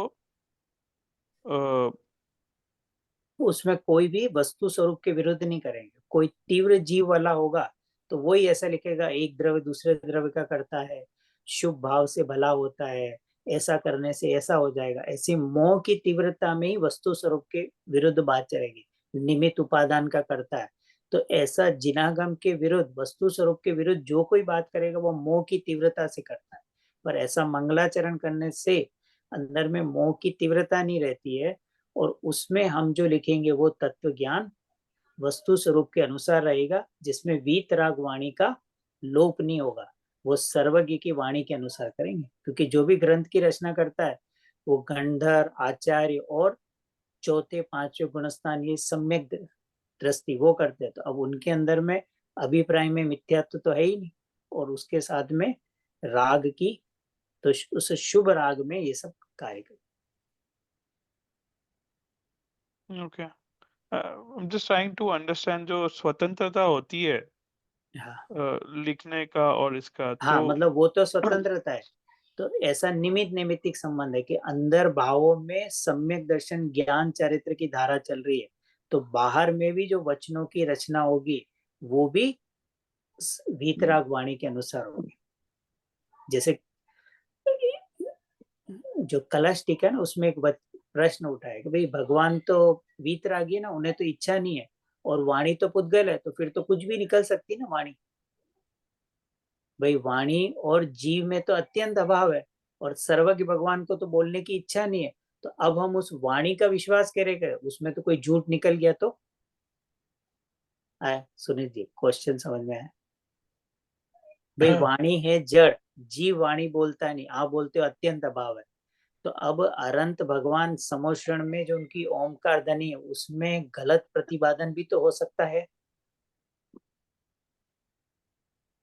तो वहां उत्तर आया कि उनकी वाणी जो है वो सर्वज्ञ स्वभाव अनुसार नहीं, तो उनका स्वभाव वीतरागमय है, तो वाणी में भी वीतरागमय निकलेगी। उस वाणी में कोई वस्तु स्वरूप और झूठ का कथन आएगा नहीं। तो ऐसा ही नीचे के गुणस्थान में है कि जो आचार्य है वो तीन कषाय के अभाव पूर्वक है, वीतरागमय है, तो आंशिक राग में वो ये सब कथन करेंगे, पर उनकी मोह की मंदता ऐसी है कि कभी भी वो जो शास्त्र लिखेंगे उसमें असत्य का प्रतिपादन नहीं करेंगे। ये बताना चाह रहे हैं। जी जी है? अंकित भाई, भाविक भाई, है? हाँ। ये पकड़ना है ऐसा कि अंदर में भले ही वो राग है, पर उस राग में के साथ वो जो तीन कषाय है और जो मिथ्यात्व गया, उस मिथ्यात्व जाने के कारण वो कोई ऐसी उसमें नहीं लिखेंगे जिससे जगत के जीवों का मिथ्यात्व का पोषण। जो कुछ वो लिखेंगे उन जगत के जीवों के सम्यक ज्ञान, सम्यक दर्शन और सम्यक चारित्र के है। मेघना जी, किन्नरी जी, मानो है। हाँ, इट्स क्वाइट क्लियर कि अगर हमारा मोह मंद नहीं है, या जो भी ग्रंथ की रचयिता है वो मोह की तीव्रता के अंदर करेक्ट बात नहीं लिख पाएंगे, वो सम्यक नहीं होगी। हाँ, क्योंकि अपने अभिप्राय और कोई पक्ष पकड़कर हम लिखें तो फिर हम हाँ। ग्रंथ में ऐसे ही करेंगे कि पुण्य से धर्म होता है, व्रत तप करने से मुक्ति होगी, ऐसे फिर हम पोषण करेंगे। क्रमबद्ध पर्याय होती नहीं है, निमित्त उपादान का स्वरूप नहीं बताएंगे, अनेकांत का स्वरूप और कुछ बताएंगे। तो वो मोह और तीव्र कषाय जीव ऐसा करते हैं, एक द्रव्य दूसरे द्रव्य का करता है, ऐसे तीव्र कषाय जीव ऐसे शास्त्रों की रचना करेंगे। तो एक क्वेश्चन था फिर यहाँ पे, जितने भी जो भी हमारे शास्त्र लिखे गए हैं या आने वाले समय में मान लीजिए लिखे जाएंगे, फिर उनका गुणस्थान से कोई डायरेक्ट कनेक्शन है क्या? हाँ हाँ, मतलब कि जो ज्ञानी है तो ज्ञानी ही उनकी, तो जनरली तो शास्त्र की रचना आचार्य गंधर आदि करते हैं, और उन्हीं के बनाए हुए ग्रंथों से फिर नीचे के भूमिका में जो ज्ञानी है वो उनको सरल भाषा में जगत के सामने परोसते हैं। पर वो जब करते हैं तो चूंकि उनके भी मिथ्यात्व नहीं है, तो वो उसमें अपना कोई भी ऐसा अभिप्राय नहीं मिलाते कि मेरे अभिप्राय से ऐसा होगा। जो भी बात होगी वो सर्वज्ञ और आगम के अनुसार होगी। मैं ऐसा मानता हूँ, ऐसा नहीं चलेगा।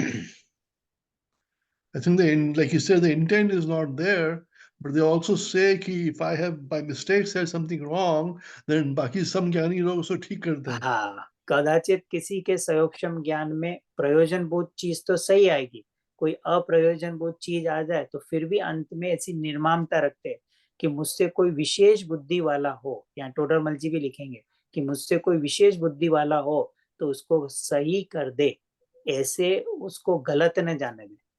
कदाचित उन्होंने अपने गुरु से हल्का सा कोई गलत चीज सुन ली और गलत याद रह गई हो, जैसे कि सुमेरु पर्वत 1,00,000 योजन 1,40,000 1,40,000 का 1,40,000 उसकी हाइट है, उसकी वजह उन्हें 99,000 याद रखी।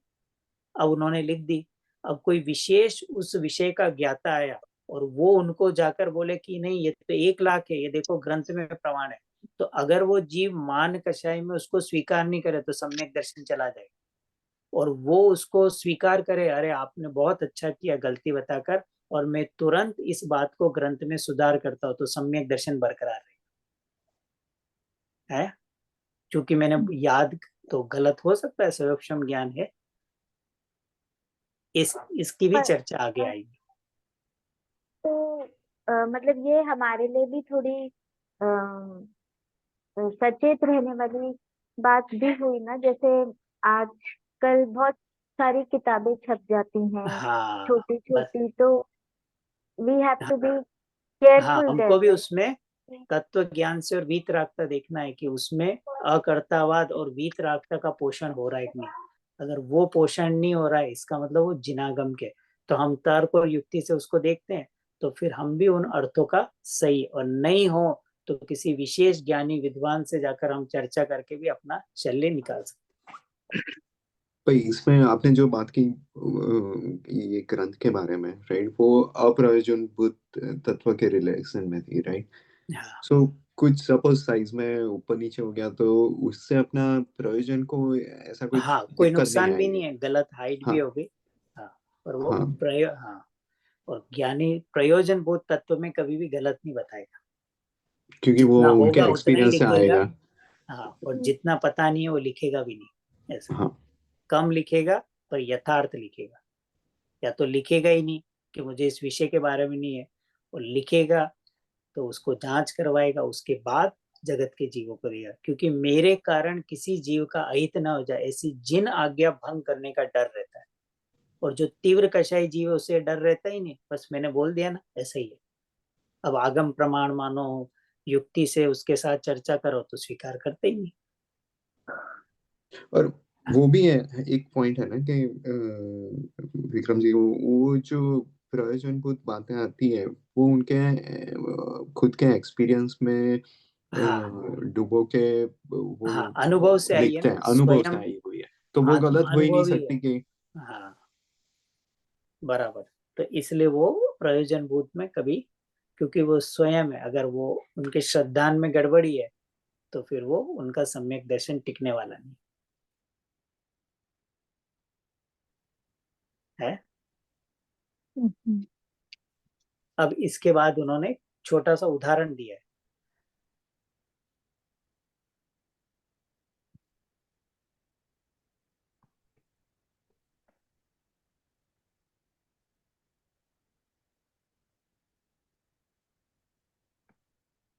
कि अब यहाँ उन्होंने एक उदाहरण दिया कि भाई पुनश्च वह ऐसा कहते हैं, ऐसा तो मानेंगे, परंतु ऐसा कोई मंगल नहीं करता, उसके भी सुख दिखाई देता, पाप का उदय नहीं देखता। जैसे कोई तीव्र कषाय जीव हो, ये मंगल नहीं करता, तो फिर उसके तो बाहर में बहुत सुख दिखाई देता, पाप का उदय नहीं दिखता। और कोई ऐसा मंगल करता, उसके सुख नहीं दिखाई देता, पाप का उदय देता। इसलिए पूर्वोक्त मंगलपना कैसे बना कि भाई आप मंगलपने से उसका चाहते हो कि उसको उसका हित होता है, पर कोई जीव मंगल नहीं करता है तो भी उसके सुख दिखाई देता, पाप का उदय नहीं देखता। और कोई जीव ये मंगल करता है, ऐसे विशुद्ध भाव रखता, फिर भी उसके पाप का उदय देता, ऐसा क्यों? उसका उत्तर बता रहे कि जीव के संक्लेश विशुद्ध परिणाम अनेक जाति के हैं, उनके द्वारा अनेक कालों में पहले बंधे हुए कर्म एक काल में उदय में आते। जैसे वर्तमान में जो हमें भोग सामग्री मिली वो पूर्व के परिणामों के कारण है, तो पूर्व में जो हमने भाव किए और उनसे जो कर्म बंधे उनका उदय अब एक साथ आया। इसलिए जिस प्रकार पूर्व में बहुत धन का संचय हो, उसके बिना कमाए भी धन दिखाई देता। मान लो जिसके पहले का, इस उदाहरण को मैं समझा देता हूँ। जैसे पहले किसी ने बहुत, किसके पैसा जमा हो, पिताजी ग्रैंडफादर बहुत पैसा छोड़ के गए और वो जीवन भर कुछ नहीं कमाए और नुकसान ही कर रहा है, तो पूर्व का पैसा तो हमेशा करोड़पति नजर आता है। अब इसका उल्टा हो कि किसके फोर फादर्स बहुत कर्जा छोड़ के गए और ये बहुत मेहनत कर रहा है, ईएमआई चुका रहा है, तो भी ये करोड़पति नहीं दिखाई देता। ऐसे ही कर्मों के साथ है कि पूर्व भाव में किसने बहुत पुण्य का संचय किया और वर्तमान में बहुत पाप कर रहा है, तो पूर्व का पुण्य का उदय ऐसा है कि वो वर्तमान का पाप दिखाई नहीं दे रहा है।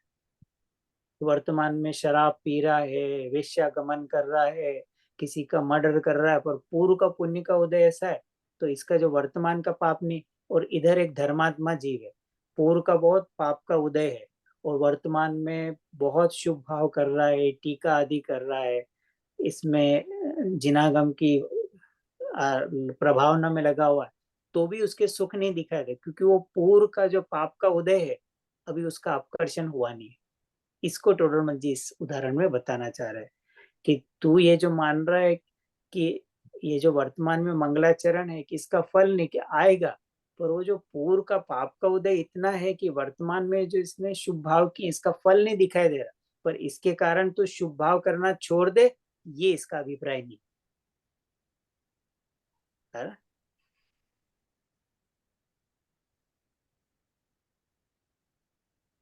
क्लियर हुआ? तो भाई धन कमाने से तो तेरे धन की इनकम ही होने वाली है, पर इसका मतलब ये नहीं कि तू कमाना ही छोड़ दे, इसको बता रहा है।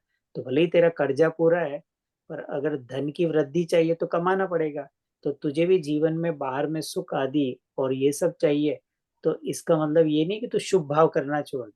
पूर्व का पाप का उदय है, पर तू निरंतर इस कार्य में लगा रहेगा, तो एक समय ऐसा आएगा कि पाप का उदय समाप्त होकर और पुण्य का उदय प्रारंभ होगा।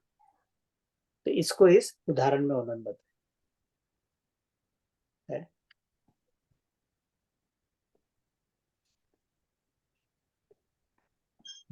है। क्लियर हुआ ना सब? ठीक है ना? तो जीव के संकलेश विशुद्ध परिणाम अनेक जाति के हैं और अनेक कालों में बंधे हुए कर्म एक काल में उदय में आते हैं। तो जिस प्रकार पूर्व में बहुत धन का संचय हो, बिना कमाई भी दिखाई देता है और ऋण दिखाई नहीं देता, तथा जिसके पूर्व में ऋण बहुत हो, तो धन कमाने पर भी ऋण दिखाई देता है, धन दिखाई नहीं देता। परंतु विचार करने से तो कमाना धन ही का कारण है, ऋण का कारण नहीं, कि भाई कमाने से धन की वृद्धि होगी, कर्जा के कारण नहीं। उसी प्रकार जिसके पूर्व में बहुत पुण्य बंधा हो और यहाँ ऐसे मंगल किए बिना भी सुख दिखाई देता हो, पाप का उदय दिखाई नहीं देता, और जिसके पूर्व में बहुत पाप बंधा हो, उसके यहाँ ऐसे मंगल करने पर सुख नहीं देता, पाप का उदय दिखाई देता है, परंतु विचार करने से ऐसा मंगल सुख का ही कारण है, पाप के उदय का कारण नहीं है। इस प्रकार पूर्वोक्त मंगल का मंगलपना बनता है। अब इसके आगे उन्होंने एक और प्रश्न, पुनश्च वह ये कहता है, शिष्य कहता है कि यह भी माना कि ये जो मंगलपना है यह सुख का ही कारण है, परंतु जिन शासन के भक्त देवादि है तो उन्हें उस मंगल करने वाले की सहायता नहीं की और मंगल न करने वाले को दंड नहीं दिया, सो क्या कारण है? क्वेश्चन समझ में आया कि भाई जिन शासन के भक्त देवादि है, देव है, ठीक है, तो भाई जिसने मंगल किया उसके कोई प्रॉब्लम आई तो उसको हेल्प करने क्यों नहीं गए, और जो मंगल नहीं कर रहा है तो उसको वो दंड देने क्यों नहीं गए? भाई आप जो बोल रहे हो मंगल देने से हेल्प होती है, तो देवादि उनकी मदद करने आने चाहिए ना। ये शिष्य का प्रश्न है, तो वो इसका समाधान कर रहा है कि जो देव है या मनुष्य है, तो उनका ज्ञान क्या है कि केवल ज्ञान नहीं है, उनका ज्ञान क्या है, अल्प ज्ञान है। तो उन्हें अभी एक साथ तो सब चीजें दिख नहीं रही है, तो अब वो कैसे जाने कि इसका क्या होने वाला है, उसका क्या होने वाला है? तो एक तो ये कि उनका ज्ञान अभी अल्प है, और दूसरा कारण क्या बता रहे कि अगर वो देव तीव्र कषाई हो तो तीव्र कषाई में तो ऐसे काम होंगे नहीं। तीव्र कषाई देव हो तो ऐसे काम होंगे नहीं। तीव्र कषाय में उसको किसी की मदद करने के भाव नहीं आएंगे। तीव्र कषाय में उसको पाप आदि और विषय भोग के ही परिणाम होंगे। दूसरा कि अगर वो मंद कषाय हो, बहुत मंद कषाय, तो भी उसको किसी की दया करने के भाव, दंड देने के भाव आएंगे नहीं। अब इन दोनों के बीच का जीव मन कि मध्यम लेवल का कषाई जीव, मिडिल लेवल का। अरे तो अगर मध्यम जाति की कषाय हो और अगर उसके पास शक्ति नहीं हो तो भी मदद नहीं कर सकता, और मध्यम जाति की कषाय हो और शक्ति हो तभी वो किसी की मदद और किसी को दंड दे सकता है। इसलिए वो इस प्रकार के बनाव बनते नहीं। और किसी जीव के पाप का उदय है तो कोई उसको हटा नहीं सकता, और पुण्य का उदय है तो किसी के पुण्य का उदय चल रहा है तो वो उसको दंड नहीं दे सकता। ये इसमें उन्होंने बताने की चेष्टा करी। तो ये चीज अत्यंत अभाव से भी तो बता सकते हैं क्या? ये चीज अत्यंत अभाव से भी तो हाँ मतलब ये तो निमित्त, हाँ निमित्त नैमित्तिक है। मतलब कोई देवता दंड दे रहा है तो इसका मतलब कि वो उसमें निमित्त नैमित्तिक संबंध है, कोई कर्ता कर्म संबंध नहीं है। कोई जैसे हम देखते हैं ना भाई, सीता जी की जब अग्नि परीक्षा हुई तो ठीक है, तो वो अग्नि पानी बन गई। तो वो किस कारण हुआ कि जब सीता जी अग्नि में जा रही थी तो उन्होंने अंदर में एक भाव किया कि अगर मैंने स्वप्न में भी किसी पर पुरुष के बारे में विचार किया हो तो ये अग्नि मुझे जला डाले।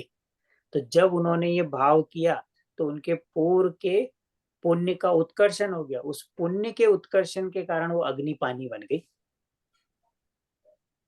क्योंकि उनका ब्रह्मचर्य अखंड था।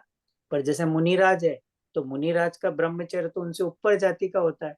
तो फिर मुनिराज को जब गानी में पेला जाता, अग्नि में जलाया जाता, तो उनकी अग्नि पानी क्यों नहीं बनती? क्योंकि मुनिराज जब ऐसे अग्नि में जलते हैं तब वो ऐसे भाव नहीं करते कि अग्नि मुझे जला डाले। उस समय वो सहज वीतराग भाव से स्वभाव के आश्रय से अपनी आत्म आराधना बढ़ा देते हैं। तब कदाचित कोई पूर्व का पुण्य का उदय, कोई देव आए वो मदद करना है, पर अंदर में ऐसे चाह कर इस प्रकार के परिणाम उनकी भूमिका में नहीं होते, नीचे की भूमिका में तो हो सकते है।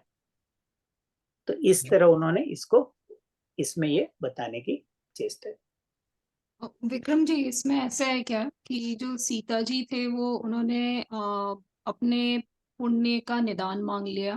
तो हाँ मतलब उन्होंने उस समय पुण्य का नहीं किया, उन्होंने तो एक भावना करी कि अगर वास्तव में मुझसे कोई अपराध किया तो मुझे अपराध की सजा मिले। बस ये उन्होंने भाव किया। उन्होंने उस समय ये नहीं मांगा कि अरे पंच परमेष्टि, अरे ये मुनि स्रोत भगवान, मैंने आपकी पूजा की है तो मुझे बचा। ये भाव नहीं था। उन्होंने तो अपनी की कि अगर मेरे भावों में स्वप्न में भी कभी मैंने किसी पर पुरुष का किया तो मुझे दंड मिलना चाहिए। और कभी उनके अंदर में ऐसा राम को छोड़कर किसी पर पुरुष के लिए ऐसे भाव आए ही नहीं। तो इसलिए वो जो भाव था वो उस समय पुण्य का उत्कर्षण हुआ, तो वो पुण्य की उदीर्णा हुई। तो उस पुण्य की उदीर्णा के कारण बाहर में ऐसा बना। नहीं, जैसे हम that is right, but we like I am just trying to figure out the quality of the bhav behind it. Like जैसे राजा श्रेणी के सर पे सिकड़ी रखी तो they are not asking for any removal of that hindrance, वो उसमें हाँ समा मतलब वो, जाते हैं। हाँ मतलब आप वो गत्सु कुमार की बात करें जिनके सर पर सिगड़ी रखी। हाँ ट्रू। हाँ तो उनके सर पर, हाँ तो वो पूर्व कर्म के उदय से ये सब हुआ।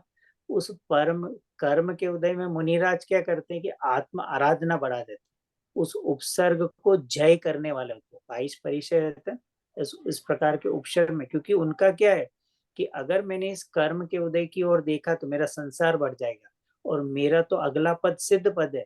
तो मुझे तो ज्ञाता दृष्टा स्वभाव का आश्रय लेकर और इस कर्म का अभाव करना है, इस कर्म को नष्ट करना है। तो इधर जीव जागा कर्म भागे। तो इसलिए वो सीता जी श्रेणी के मान, फिर कर्म बढ़े होंगे ना, हाँ तो उनके भाव हाँ बढ़े होंगे ना। हाँ तो सीता जी के उस समय आत्म स्थिरता इतनी दी थी, इसलिए उन्हें हल्का सा, पर उस समय वो पाप का भाव नहीं आया, उस समय उनको वो शुभ भाव चल रहा था। क्योंकि वो नीचे के गुणस्थान में थे ना, ऐसा। ओके मुनिराज ओके ऐसा अपने उपसर्ग टालने के लिए ऐसा कोई करने, तो वो तो रिद्धिधारी होते हैं ना, पर रिद्धियों का प्रयोग ऐसा नहीं करते कि भव संसार बढ़े। हमें तो चैतन्य रिद्धि चाहिए, हमें तो सिद्ध पद अक्षत पद चाहिए। तो इस अक्षत पद के सामने कर्म के उदय में हारते नहीं।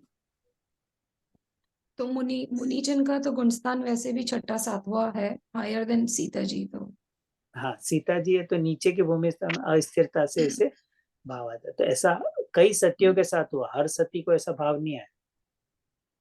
ऐसा थोड़ी कि एक ही सती को हुआ, और भी हुआ होगा कहीं पे, पर हर को ऐसा भाव आए ये जरूरी नहीं।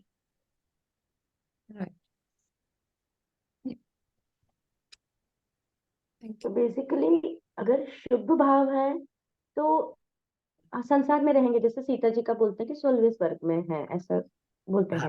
और शुद्धोपयोग वाला अगर परिचय सहता है किसी भी तरह से तो वो सीधे फिर मोक्ष की प्राप्ति, जैसे गजराज मुनि गजकुमार मुनि को हुआ। हाँ, तो शुद्ध भाव मतलब सम्यक दर्शन ज्ञान चरित्र ही निर्वाण का कारण, शुद्धोपयोगी निर्वाण का कारण है। शुभ भाव बंध का कारण है, तो वो तुझे संसार में रोके कर रखेगा। जैसे नकुल और सहदेव को शुभ भाव हुआ कि साधर में दया का भाव हुआ, तो उस शुभ भाव के कारण वो संसार की जेल में आ गए, 33 सागर का बंद हो गया। तो सदैव शुभ भाव बंध का कारण है और शुद्ध भाव संवर निर्जरा और मोक्ष का कारण है।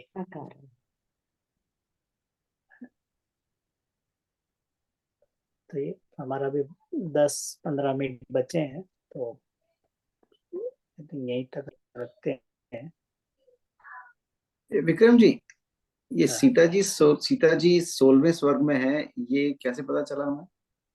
मतलब तो आचार्य की वाणी में, वो जो प्रथमानी वगैरह में आता है ना, वहां से हमको पता।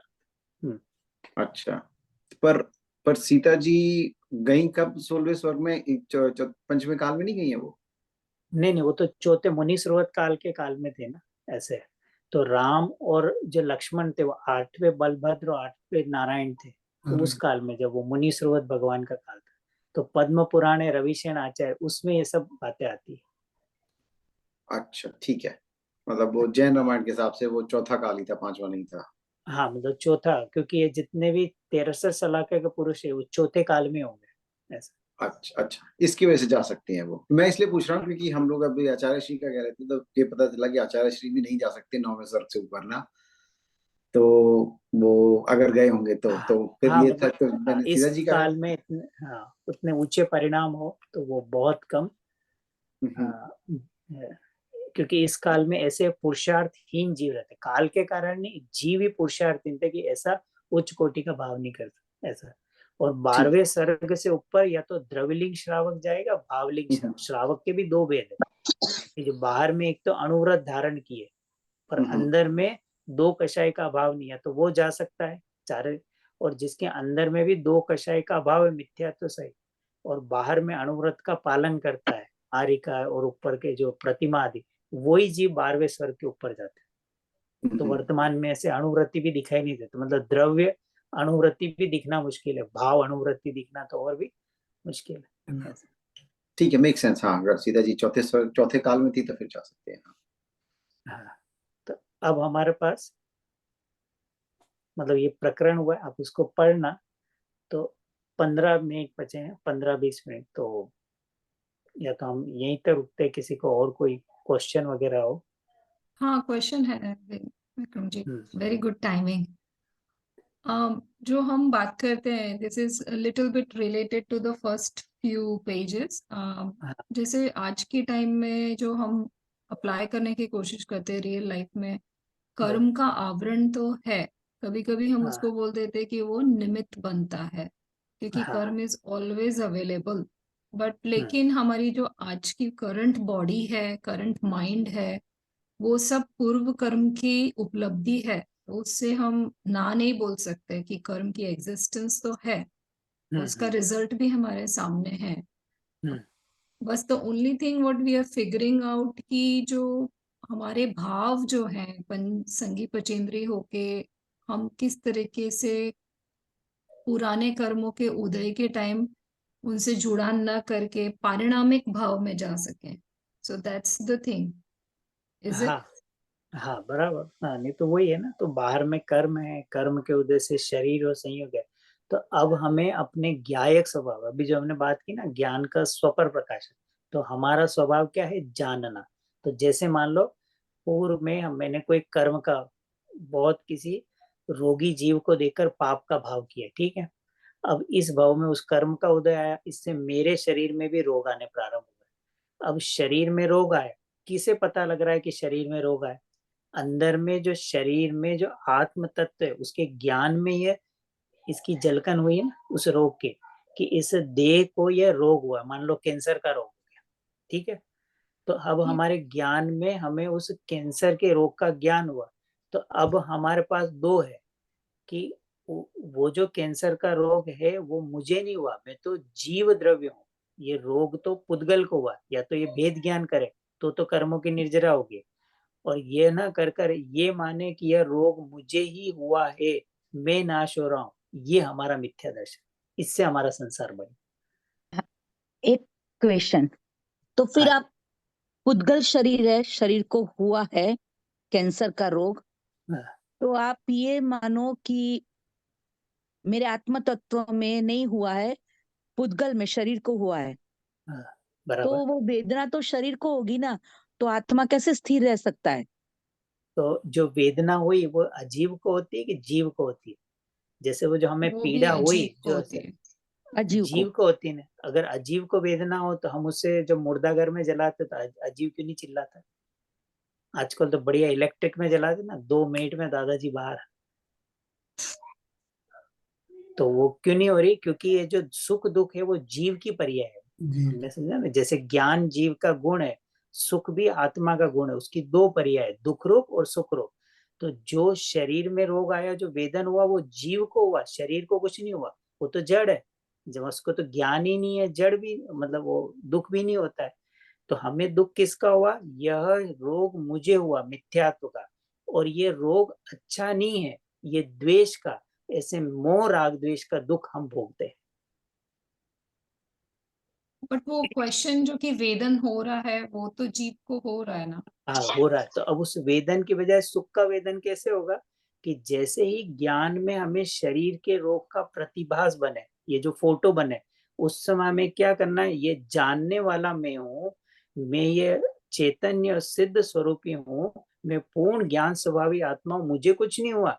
ये तो शरीर का धर्म है, शरीर तो रोगों की कटली है ना, इसमें रोग नहीं आएंगे तो किस में रोग आएंगे? एक एक रोम में छन्नी छन्नी रोग है। तो ये शरीर का काम है सलन गणन करना, और मैं तो जीव द्रव्य हूँ, मैं तो चेतन द्रव्य हूँ, मैं तो अनंत शक्ति में शाश्वत तत्व हूँ। तो जब अपनी रियल आइडेंटिटी का विश्वास करेंगे तो इस शरीर में जुड़ान नहीं करेंगे, और आत्मा की दृष्टि पूर्वक और जो सम्यक दर्शन प्रकट होगा उसमें हमें शांति का वेदन होगा। तो हम भी बोल रहे हैं कि वेदन का ज्ञाता हूँ बट उसको हाँ मतलब भोगना इस नहीं. रोग शरीर सबका में, राग शरीर सबका में जानने वाला। तो जो ज्ञान स्वभाव की अधिकता होती जाएगी, तो उस ज्ञान स्वभाव की अधिकता होना ही वीतरागता की वृद्धि होना, तो सुख बढ़ता जाएगा, दुख घटता जाएगा।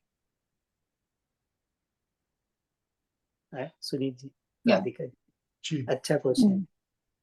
तो आई थिंक ऐसे भी समझ सकते हैं ना कि जब कोई एक्सीडेंट हो गया या तो किसी की सर्जरी करनी है तो उसको एनेस्थेसिया देते हैं। सो एनेस्थेसिया देते हैं तो पूरा शरीर में कापाकुटी ये सब हो जाता है।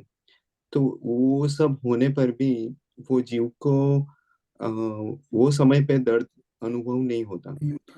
तो उसका कारण एक तरीके से ऐसे देख सकते हैं कि उसको ज्ञान का आवरण बढ़ा दिया आर्टिफिशियली, कि वो एनेस्थेसिया देके।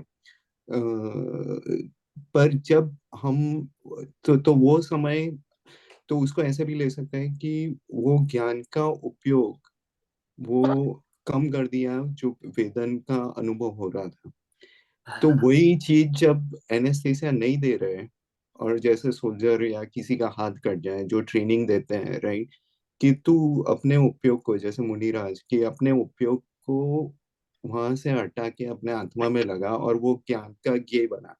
जो चीज बाहर में हो रही है, अब जो बता रहे हैं वही मैं बता रहा हूँ कि जो शरीर में हो रहा है वो ज्ञान का अपना ज्ञेय बनेगा। और अपना उपयोग जब आत्मा में लगेगा तो दर्द का ज्ञान होगा, अनुभव, आई मीन वो दुख हो रहा है उसका ज्ञान होगा, वो अनुभूति अपने ज्ञान की होगी। हाँ, क्योंकि वो ज्ञान में आए नहीं, दर्पण में जब अग्नि आई नहीं ना, दर्पण के सामने अग्नि है तो दर्पण में तो अग्नि का कोई अंश नहीं आया, न द्रव्य है, न गुण है, न पर्याय। अगर दर्पण में उस अग्नि का एक भी अंश आ जाए तो दर्पण गर्म हो जाएगा, मिरर ऐसा। तो ऐसे ही ज्ञान में भी, ज्ञान दर्पण में शरीर का द्रव्य गुण पर्याय आया ही नहीं, शरीर तो अपना काम कर रहा है। पर मैंने क्या मान लिया, जैसे ही वो ज्ञान में चित्र बना तो मैंने क्या माना, मुझे हो गया, ये अज्ञानी। और ज्ञानी क्या करता है, मैं तो जीव हूं, मैं तो जानने वाला हूँ, तो अपने उपयोग को ज्ञान में ही रखता है। जैसे अंकित भाई ने बताया, स्वयं की सत्ता का बहुमान उसका ही श्रद्धान रहता है, तो उस रोग के काल में भी क्या स्थिर रहता है। केवल अस्थिरता से, अभी चारित्र की कमजोरी है तो कदाचित थोड़ा चिल्लाता हुआ, रोग आदि के उपचार करता हुआ दिखाई देता है, पर अभिप्राय में क्या मान रहा है, इस शरीर से, परमाणु मात्र से मेरा कोई संबंध नहीं, मैं तो अकर्ता ज्ञायक हूँ, ऐसा, ऐसी अंदर में दृष्टि बनी हुई, इसलिए वो सम्यक दृष्टि। ये थोड़ा समझ में नहीं आया कि how can the anaesthetic agent which is पुद्गल कैन अफेक्ट द ज्ञान गुण। No, that is just we explained it as a hypothetically because brain is got numbed, so we are using it as an example. निमित्त नैमित्तिक संबंध है, निमित्त नैमित्तिक संबंध है। भाई जैसे एनेस्थीसिया देते तो पता नहीं लगता है, तो ऐसे ही तो आत्मा की ऊर्ध्वता करेगा तो तुझे शरीर की ओर उपयोग नहीं जाएगा, तो फिर तुझे इष्ट निष्ठ बनाने लगे। तो वो उदाहरण से इस सिद्धांत को बताने की कोशिश करें। तो Vikram ji, in short like आपने वो टेस्ला वाला एग्जांपल दिया था कुछ क्लासेस में, तो ऐसे देखें इसको कि जो सोल है वो स्वयं परिणमित होती है उस समय में वेदन रूप। तो अगर हम डिस्कनेक्ट कर सकें कि बॉडी अलग है तो हम soul will not parinamit in the form of vedna, and that is called अभेद ज्ञान। हाँ, that is called अभेद। हाँ, क्योंकि आत्मा में तो जानना चलेगा, और ज्ञान का स्वभाव है स्वपर प्रकाशक, तो स्वपर प्रकाशक, तो प्रति समय ज्ञान स्वयं को तो प्रकाशित कर ही रहा है, और उसके प्रकाश में जगत के पदार्थ जैसे हैं वैसे प्रकाशित होंगे। तो शरीर में रोग आया, ये शरीर नहीं जानता, पर ज्ञान ने अपनी शक्ति से उसको बताया। तो अब वहां क्या करते हैं कि ये जानने वाला स्व है, तो इस स्व ज्ञायक पारणामिक तत्व को अपना मानने के बजाय हम क्या ज्ञेय की ओर, पर की ओर झुकाव करते हैं। तो और फिर शरीर में इष्ट अनिष्ट मानते हैं कि मुझे रोग हुआ, इसलिए आकुलता रही है।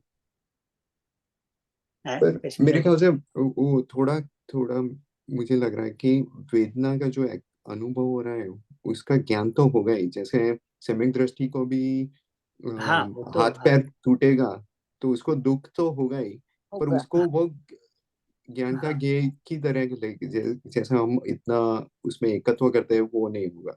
हाँ, मतलब जो अज्ञान दशा में दुख था, इतना दुख नहीं, तो अभी उसके अंदर में सुख धारा और दुख धारा दोनों चलेगी, दो धाराएं चलेगी। अज्ञानी को पूरी दुख धारा है, अनंत भगवान को पूरी सुख धारा है, और जो अंतर आत्मा है उनको दो धाराएं चल रही, आंशिक सुख और आंशिक दुख। तो इस आंशिक दुख के कारण ही डॉक्टर के पास भागता हुआ दिखाई देगा, पर अंदर में जानता है कि मुझे नहीं हुआ है, ये तो इसको हुआ है, और मुझे कमजोरी वश ये इलाज कराने का भाव आ रहा है, पर ये राग भाव, आश्रव भाव ये है, और आत्म आराधना से ही मिटाया जाएगा। ऐसी अंदर में अभिप्राय में सच्ची समझ है, इसलिए सम्यक दृष्टि और सम्यक ज्ञान।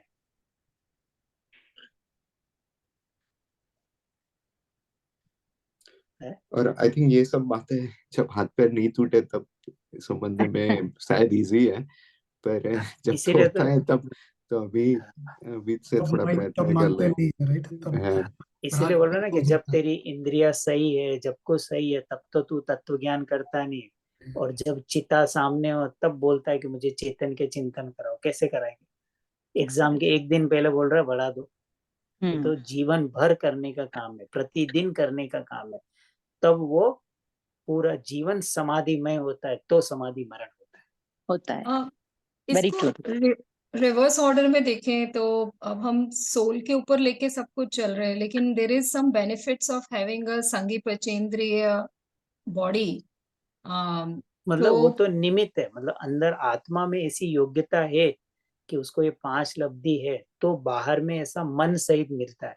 पर बॉडी मिली इसलिए आत्मा की योग्यता, ऐसा नहीं है, ऐसा नहीं लेना। अंदर आत्मा की पात्रता जगी, तो जब आत्मा के सम्यक दर्शन की पात्रता, तो बाहर में मन सहित वाला ही शरीर मिलेगा, चाहे वो देव हो, नारकी हो या मनुष्य या तिर्यंच, ऐसा लेना है। तो देव नारकी सबके भी मन है ऑलरेडी। हाँ, देव मनुष्य नारकी बाय डिफॉल्ट सेनी पंचेंद्रिय, सेनी असेनी के भेद केवल तिर्यंच में होते, बाकी तीनों गतियों में नहीं होते। अच्छा, तो मन की यूटिलिटी नहीं है इसका मतलब हाँ, आपको मतलब वो सम्यक मन तो दर्शन। निमित्त वाला है। एक होता है द्रव्य मन जो 8 पंखुड़ियों, एक होता है भाव मन। भाव मन भाव मतलब मन। संयोगक्षम ज्ञान। तो ये जो संयोगक्षम लब्धि जीव को है और जो विशुद्धि लब्धि है, तो मतलब उस ज्ञान में ऐसी शक्ति है कि वो सत्य असत्य का विचार कर सकता है, उपदेश ग्रहण कर सकता है। असेनी उपदेश ग्रहण कर ही नहीं सकता। ये उसके ज्ञान की वर्तमान पर्याय की योग्यता है। स्वभाव तो है पर वर्तमान में योग्यता नहीं है। कोई जीव जैसे चींटी के पर्याय में चला जाए तो है तो शक्ति से भगवान बनने की शक्ति, वर्तमान योग्यता नहीं है। सो संयोगक्षम लब्धि जो नंबर 2 है वो यहाँ पे क्वालिफाई भाव हाँ, मन मतलब से हो जाती संयोगक्षम है। विशुद्ध 5 लब्धियों की। तो एक्चुअली विक्रम जी जो पॉइंट पहले चल रहा था कि जब हाथ पैर सही होते हैं तब हम समझते नहीं है, बट अगर जब समझ लिया तो जब ऐसी कोई घटना घट जाती है, किसी का वियोग हो जाता है या कोई एक्सीडेंट हो जाता है, तो उसके बल पे ही अपना समझना और अपने भाव संभालने बहुत इजी हो जाता है। हाँ, उसका ये उसके फायदा भी होता है। हाँ, मतलब तत्व ज्ञान अंदर में दृढ़ है तो कैसे की कैसी परिस्थिति हो तो वो चलता है, मतलब उन परिस्थितियों में विचलित नहीं होगा। ऐसा तो ये एग्जामिनेशन चलते हैं, छोटे छोटे जैसे टेस्ट लेते हैं ना, वीकली टेस्ट। तो बाहर में शरीर में रोग आया, खांसी जुकाम आया, ये तुम्हारे वीकली टेस्ट है। अब इसमें हम फेल हो जाते हैं। गाड़ी पे स्क्रैच लग गया, ये छोटा सा टेस्ट है। अब गाड़ी पे स्क्रैच क्या लगा, जैसे आत्मा में स्क्रैच हो गया इसके। सही बात है, वेरी ट्रू। ऐसे हमारे परिणामों को जांचना है तो हम पता लगेगा हम इस वीतराग मार्ग पे कितना आगे बढ़ते हैं। एक चम्मच घूम जाए उसमें जीव कितना आकुलित हो जाता है। 1 लाख रुपए का नुकसान हो जाए तो पागल हो जाए, एक बार फ्लाइट छूट जाए तो पागल हो जाता है। तो इन टेस्ट में फेल हो रहा, बोल रहा मुझे सिद्ध पद जाना है, तो कैसे बनेगा? तो निर्ग्रंथों का मार्ग मुझे प्राणों से प्यारा है, ऐसा तो कहाँ है? हल्का सा कोई शर्ट के बारे में कोई उल्टा सीधा बोल दे तो पागल हो जाता है और बोल रहा मुझे निर्ग्रंथों का मार्ग प्यारा है। कहाँ से प्यारा है तुझे? हमारे कोई कपड़े आए, दिन रात 10-12 ड्रेस बदलने का भाव चल रहा, बोल रहा मोक्ष जाना है। अभी तो इतनी देह में एकत्व बुद्धि, कहाँ मोक्ष जाएगा? ऐसे हमें परिणामों की जांच करनी कि मैं कहाँ खड़ा हूँ, कितना मुझे समझ में आया, कितना दूर जाना है। ये सिद्धालय का रास्ता है। अनंत काल ऐसे ही नहीं भटके हैं, अनंत तीर्थंकर के समोषण में गए, पर हर बार ये पंचेंद्रिय विषय भाव, ये भाव अपने इंद्रियों को जीतने का है। अब तक इंद्रियों ने मुझे जीता, अब इस भाव में मैं इंद्रियों को जीतूंगा तो जितेंद्रिय बनूंगा। तो हर रोज थर्मोमीटर से चेक करना है अपने आप को। हाँ, अभी आया ना, कल हमारी कंपनी में हमने आधी टीम को निकाला। आज बॉस ने बोला तुम्हारा भी नंबर है, तो संयोग वियोग लेकर आ रहा है। हमारे सिद्ध बॉस तो हमको रोज यही बोलते हैं ऐसा। तो क्यों अधीर होना? जो होना है वो नक्की है ना। जिस क्षेत्र में जाना है, जहाँ की रोटी मिलने वाली है, जो द्रव्य कर्म का नाम है, सब नक्की है। क्यों अधीर होना है? चिंता कर करके क्यों अपना का? तो कोई काम नहीं था तो क्या किया कि तत्व अभ्यास किया। और अगर हमारे पास तत्व अभ्यास नहीं हो तो कॉफी चाय पी पी के दिमाग खराब करेगा, खुद का भी करेगा और परिवार वालों का भी खराब करेगा। और क्या बताओ, नौकरी जाने वाले, अरे सब नक्की है, 2 रोटी है, केवल इससे छाछ और रोटी से पूरा जीवन चल सकता है। पर हमारी तृष्णा इतनी है ना, इसलिए निश्चिंत नहीं रहता है कि तत्व ज्ञान तुझे शांति प्रदान करेगा। तो ऐसे सबके साथ बनाव बनेंगे, कर्म का उदय सबका है, उसमें हमें तत्व ज्ञान और जिनागम के माध्यम से निरंतर भेद ज्ञान करना है। काम अपने समय पर होगा, भेद ज्ञान निरंतर करना है। सुबह से चालू हो जाता, ब्रश लेते ना मुंह में, वहां से लेकर रात्रि तक भेद ज्ञान चलता रहना चाहिए। और वो आएगा हमारी रुचि से, हमारे निर्णय से कि कितने हमने तत्व ज्ञान के सिद्धांत अंदर में आत्मसात किए। तो शुरू में फिसलन ज्यादा होगी और धीरे धीरे वो पक्के होते जाएंगे ना, तो फिर स्वतः ही चलने लगेंगे।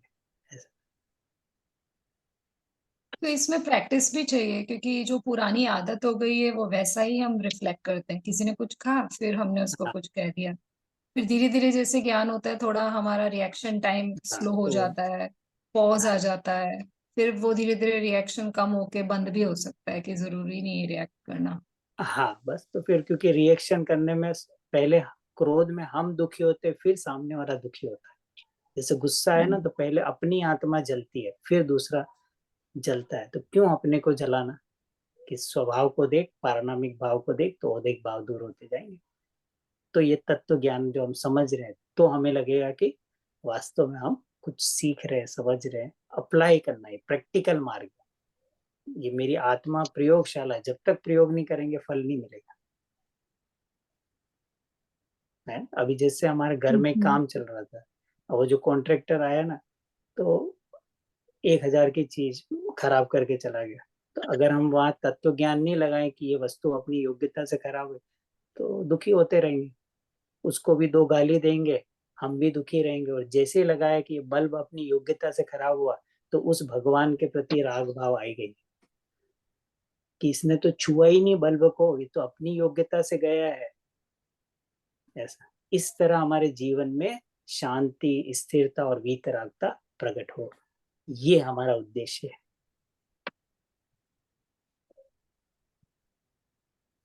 So, Vikram ji, one last question. I think we have still 1 minute. जो द्रव भाव मन है, वो जो है इस मनुष्य जन्म की सबसे बड़ी उपलब्धि है। तो इसको हम तत्व ज्ञान में इसी को हमें फोकस करना है, इसी को डायरेक्ट करना है। हाँ, मतलब ये जो संयोक्षम ज्ञान है, इसको हम बोलते हैं भाव मन। तो इसमें तत्व विचार करके और आत्मानुभूति तक लेना है। जो मतिश्रुत ज्ञान मिला है, तो इस मतिश्रुत ज्ञान में वस्तु स्वरूप समझ के और श्रुतक ज्ञान में आत्मा का अनुभव करें कि ये इस भाव की उपलब्धि। और द्रव्य मन is just a physical on the heart, जो आपने बताया निमित्त था का, कमल जैसे की तरह। 5 इंद्रियां हैं, ऐसे यहाँ 8 पंखुड़ियों के समान है। तो वो तो जड़ है, स्पर्श रस गंध, वो कुछ नहीं करता। निमित्त की ओर से शास्त्र में कथन आते, मन में विचार चल रहा है, तो हमने समझा ये शास्त्रों को समझने की व्यवहार नहीं का कथन है। और व्यवहार नहीं ऐसा ही बोलता है कि ऐसा नहीं, परमार्थ में क्या है कि जी विचार करता है। तो कषाय भाव मन कर रहा है या द्रव्य मन कर रहा है? और कर्म का उदय कषाय में तो सबसे जीव ज्यादा के जुड़ा अंदर, हाँ, जीव की पर्याय में हो रही है ना, चारित्र गुण की अशुद्धता, मिथ्या दर्शन, मिथ्या चारित्र का भाव जीव के अंदर हो रहा है। और बाहर में संयोग, कर्म और मन आदि, ये सब निमित्त कारण अकिंच ऐसा। राइट, ठीक है, वेरी नाइस। काफी सब्सटेंस मिल गया है सोचने के लिए। Thank you so much. समय हो गया, यही तक रखते हैं। जिनवानी स्तुति ले लेते हैं। निज निधि निज में बताई, यह परम उपकार है, इसके लिए जिन वाणी माँ को वंदना शत बार है, वंदना शत बार है, वंदना शत बार है। जय जिनेन्द्र। जय जिनेन्द्र। जय जिनेन्द्र।